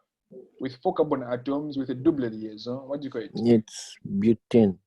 Butene. Exactly, it's butane. Yeah, butene. So with now with nomenclature, you'll be writing maybe where is the double liaison found? So found on the first one, so you write butane. So we're going to do that in the next school. So for now, I'm just giving you formulas. So the first one is formula developer plane. So formula developer plane, you're just writing something like this. So 1, it will be how many carbon atoms? 1. So what our professor used to do for our organic chemistry, used to do this. Some of you may be confused. No, Shan. So the simplest thing you're supposed to do is every time you're writing a molecule, a compound, always write the number, first count the number of carbon atoms, then later on put the liaison, then don't forget, in organic chemistry, the simplest but hardest rule is the carbon atom is supposed to have 4 liaison, 4. Anything beyond that is wrong. So the first thing you do is write the carbon atoms, then later on you do the liaison, and apply the carbon atom rule, which states that you're supposed to have 4 liaisons for each carbon atom. So you count, there are 4, and you're going to say 1 carbon, 2 carbon, 3 carbon, 4 carbon. Now, for this one, because you're not doing nomenclature, so it means the liaison can be put on any position, but when you're doing nomenclature, please, where the liaison is, this is where you put your double liaison. So now we're just going to use what we are seeing here on this diagram. So there's a carbon atom here, there's another carbon atom there, there's another carbon atom there, and there's another carbon atom there. So there's a double liaison, single liaison, single liaison. So for those that may be confused, where is the Sp3, Sp2? So here there's Sp2 hybridization, here there is Sp3, here there is Sp3 because they are single sigma bonds. Single sigma bonds. Here you have 1 sigma bond and 1 pi bond. Now we are done with the carbons. Now we fill in with the hydrogens. So formula developer is just adding the hydrogens like the way they appear on a plane. It's called developer plane. So you have got 1, 2 already. So it means you are looking for how many more? Mr. X, Mr. X is Mr. X. So someone muted Mr. X. So there's 2. So you say 2. Hydrogen, like that. Hydrogen, like that. Hydrogen. So 1, 2, 3, 4. This carbon atom is done. We come to the next one. Now this one has how many? Let's go to 1, 2, 3. It already has 3. 1, 2, 3. So you only put hydrogen, come on, like that. Then this one here has how many? This one has 1, 2. So how many are remaining? 2. So 1 there and 1 there. So you have a hydrogen and hydrogen. Then the last one has how many? 1. How many are remaining? 3. 3. So there are 3 bonds remaining. So 1, 2,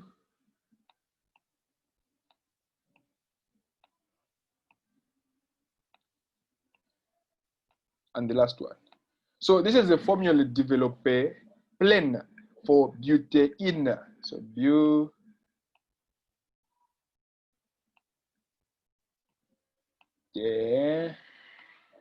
For today, there will be an exception. I'll just write the names the way they're supposed to. No, I mean butane, so butane. So yeah, butane. An accept like that. So when you do nomenclature, there will be times where you'll be writing butane, butane, so all those things. So for now, this is just the simplest representation of the molecule. So this one here is the developer plane. So we've answered the first question. The second question is semi-developer plane. Now, semi-developer plane is just a build-up from this. So it will be CH. How many hydrogens? atoms bonded to CH, CH2,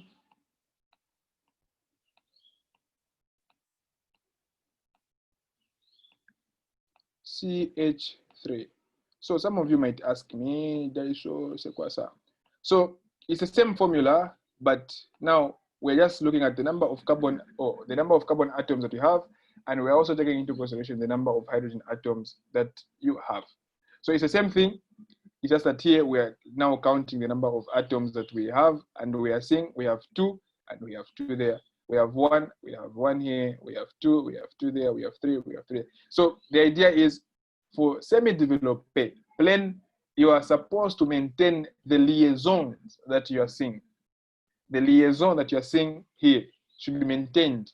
But with compact, so this is a developed to semi-developed, now to compact. So with compact, it's 2 o'clock. Forget about the liaison. Even if it's a double liaison, you forget about it. CH, CH2,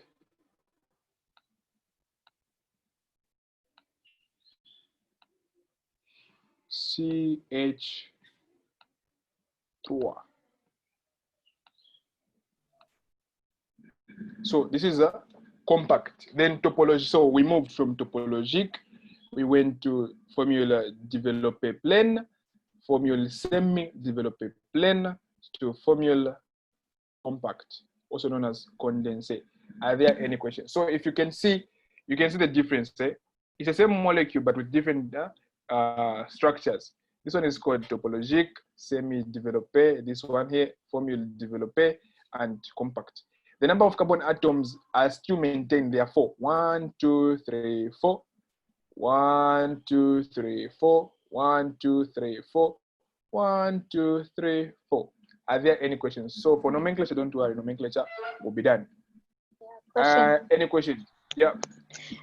Is there a problem if you interchange that H2C and that CH2 from the semi and the Which one? compact? This Semi. one. You bring this one here. No, the third one. This one. You bring it here. No. This one. Yeah. Now that's H2C. H2C. You bring the hydrogen on the other side. Yeah. Like Is this. there Okay. any problem? No, let me even write it. Thank you. I actually write this. This is how I write my formulas also. I write it like this. CH2. So there's no problem, There's no problem. But the reason why I put the carbon in front was just to show you that it's the carbon to carbon liaison. But even this one is correct. So you can also write this one. CH2, CH2, CH3. Ça va? So same applies to this one.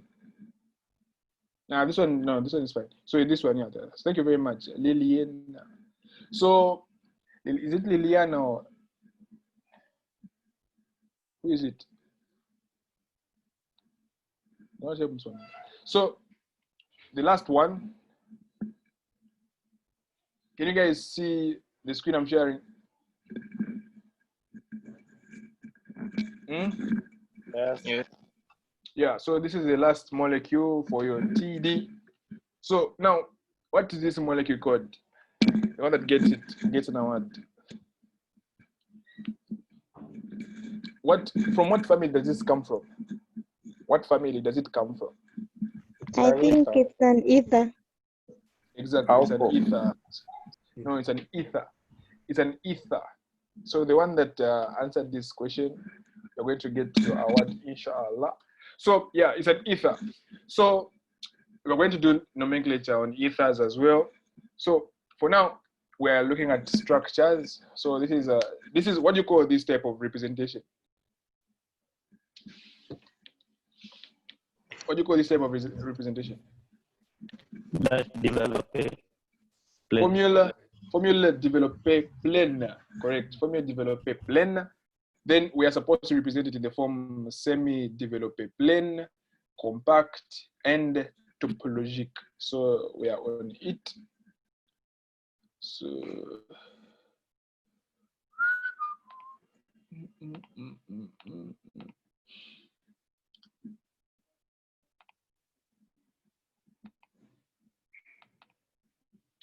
So our molecule is our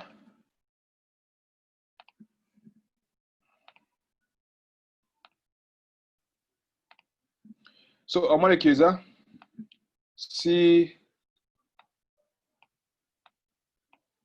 C, like I told you guys, the first thing is write your to my C, CO, C. So we have 3, 2. So the one that answered ether, what do you call this ether? What's the name? It's like you've studied these things. Eh? The one that answered ether, what is it called? So, yeah, the one that answered ether, what's the name of this molecule? I saw something like bliss MT. You're the one that answered this question. What is it called?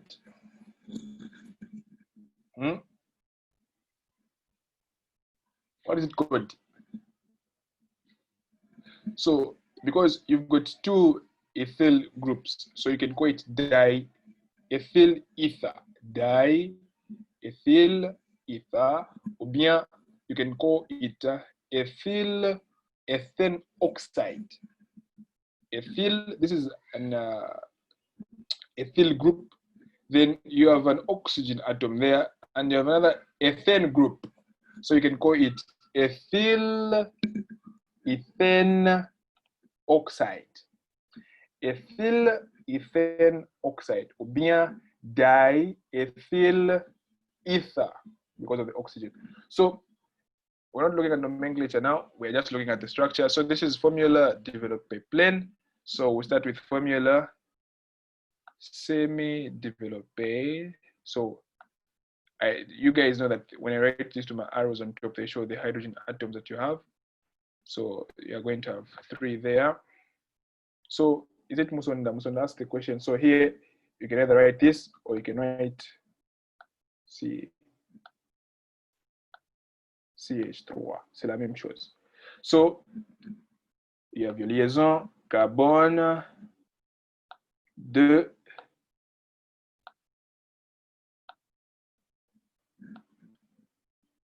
oxygène CH2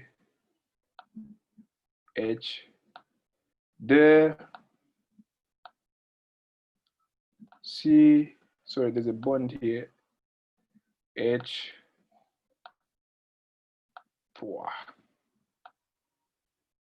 So with the same one here, you can still put the CH2. It's the same thing. CH2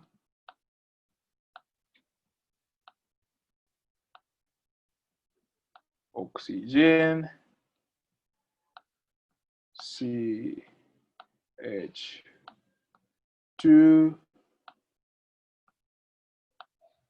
CH3.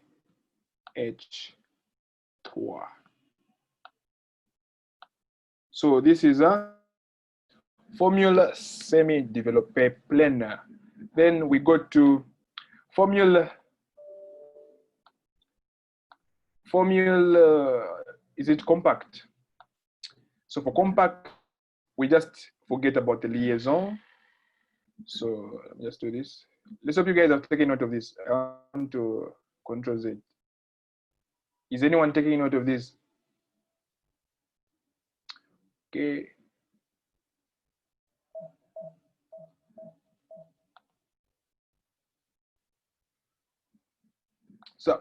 So this molecule will be CH3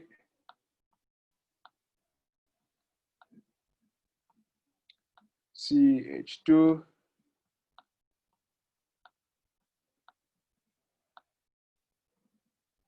oxygen CH, de CH3.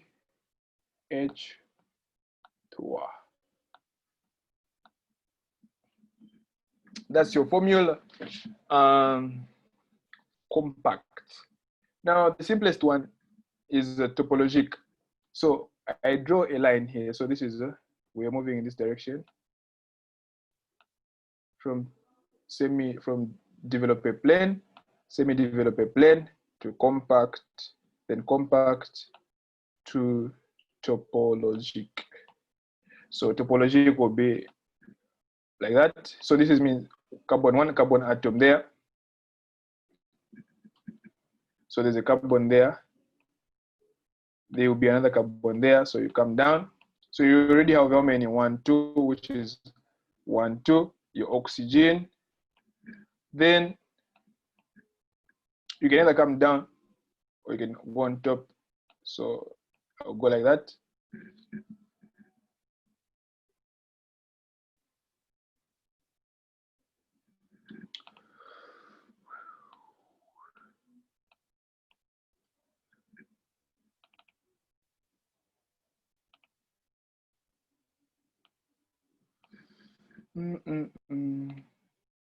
So carbon, there's another carbon there, oxygen, another carbon there, and another carbon here. So if we were to draw now the topology to be 1, 1, yes.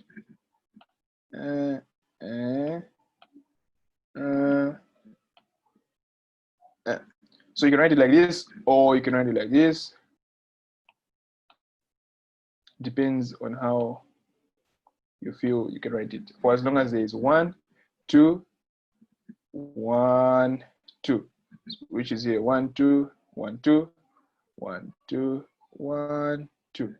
So these are the formula. So this is formula developer plane, formula semi-developer plane, formula compact, formula topologique ou bien simplifié. Are there any questions so far? Any questions? I've got a question. Yes. Yeah.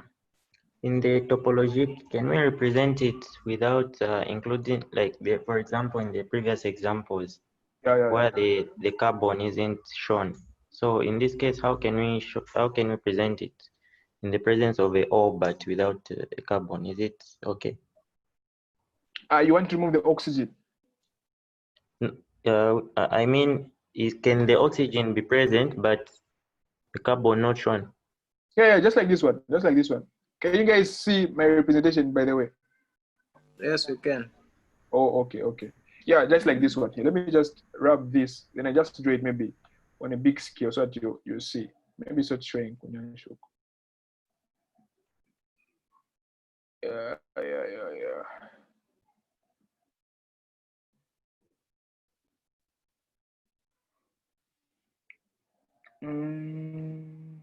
The ladies, they are too quiet. Is everything okay? Because I don't want to leave anyone behind. So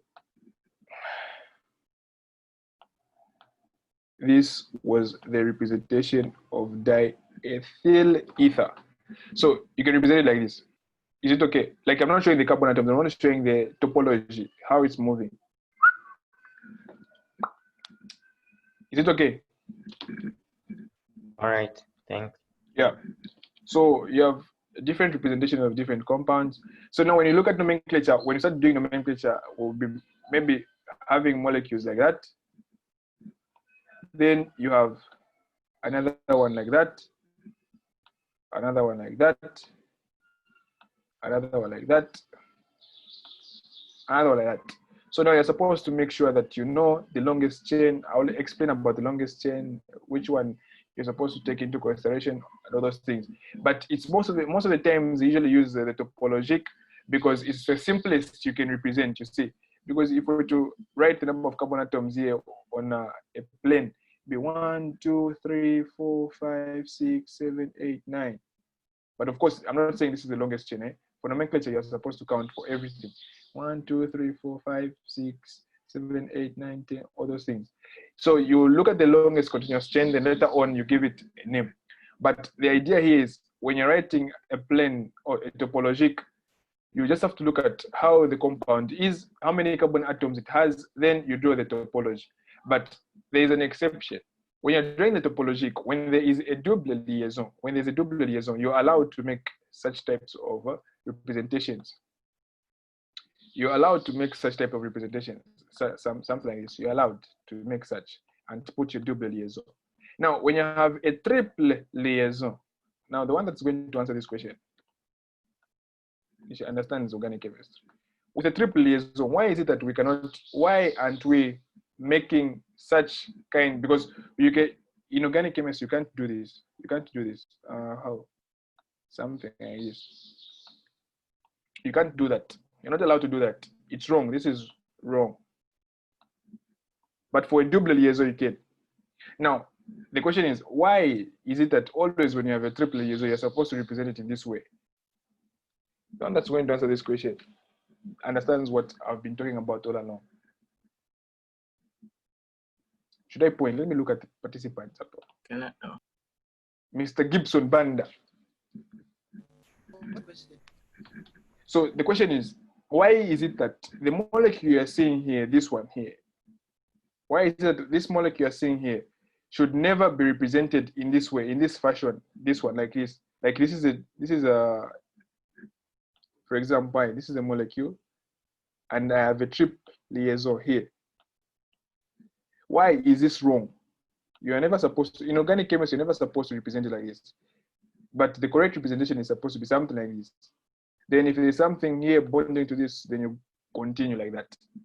Now my question is, why is it wrong to represent it like this? Or why is it correct that this molecule is supposed to be written in this fashion? Mr. Gibson, sir.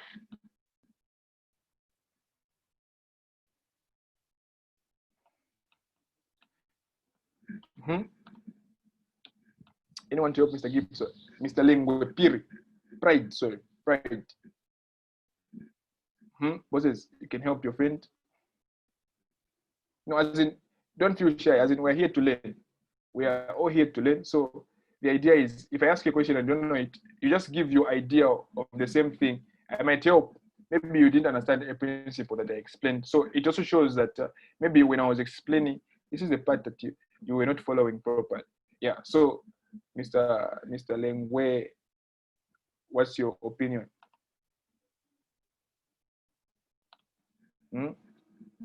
What's your opinion? Mr. Lengwe. Boss.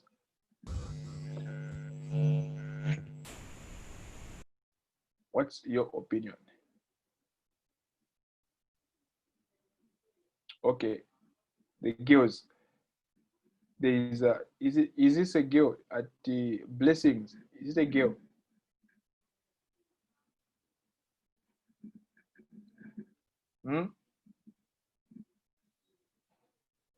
Is it a girl?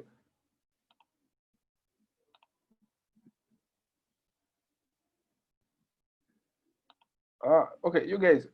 No, as in, don't be shy. Maybe my get up or what? Don't be shy. The idea is, it also helps me as the one teaching you guys to know if you understood or did not understand. Mr. Lawrence. Can you help us out? I'm not sure. Okay. Olivia.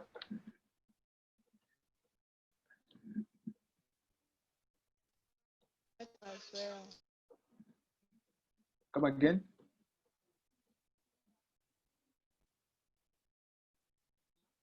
I didn't get what you said. I am not sure as well. Okay. Mr. Kennedy. Okay, I may not use the exact words or the proper words, but last time we encountered such, he said something like a triple liaison has got a bond angle of, is it 180, like a plane? Exactly. So that's the reason. The reason why you never draw 180, or you never draw a triple liaison. with the angle thing here is because a triple liaison d'après la hybridisation SP, you never find it with a bond angle of 120, because we understand to say that the what is it? The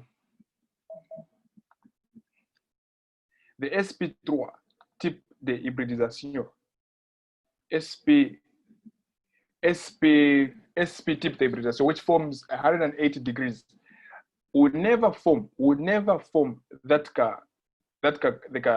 bending thing. It will never form that bending thing because its angle between the bonds is supposed to always be 180 degrees.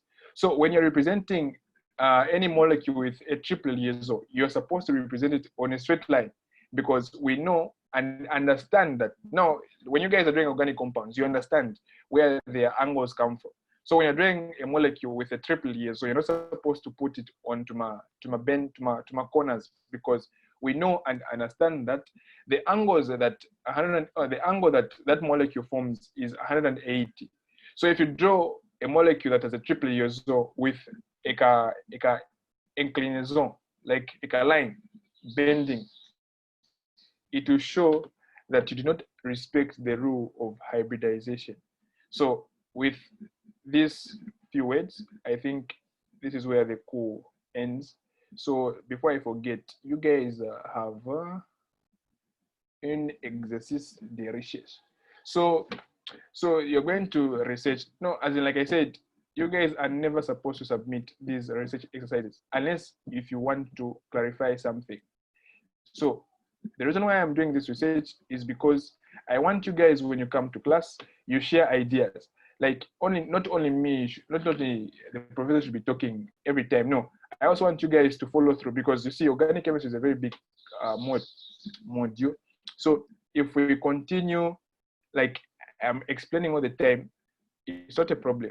But you also need some background information on certain topics, like how to name the simplest. These are the simplest actually. How to name alkenes, how to name alkenes, and alkanes. So these are the simplest ones. Please make your research.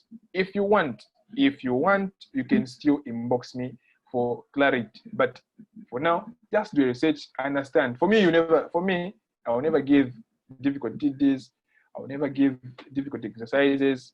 It's always make things easy. I want you guys to understand what organic chemistry is all about. Even when you're going to school, it becomes easy. Organic chemistry is a very module. So when you go to school, you're just shining. The professor is pointing at you, name this compound. You tell the professor, no, this is dimethyl ether. This is no diphenyl propylcaricatures.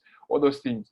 Yeah. So please, I know organic chemistry will be next week, but you can also do a bit of research about the same, like how to name alkanes, how to name alkanes, but I'll still teach. I know I'll still teach about these things, but please make a research. Yeah. Yeah. Then someone says that bosses nanga if we tulina all the chemicals they are crashing inside the phase has all the chemistries you are teaching. Manje vichani vimbukana. Boss says Mr. MBO. What do you mean, boss? What's the problem? What's the query? Huh?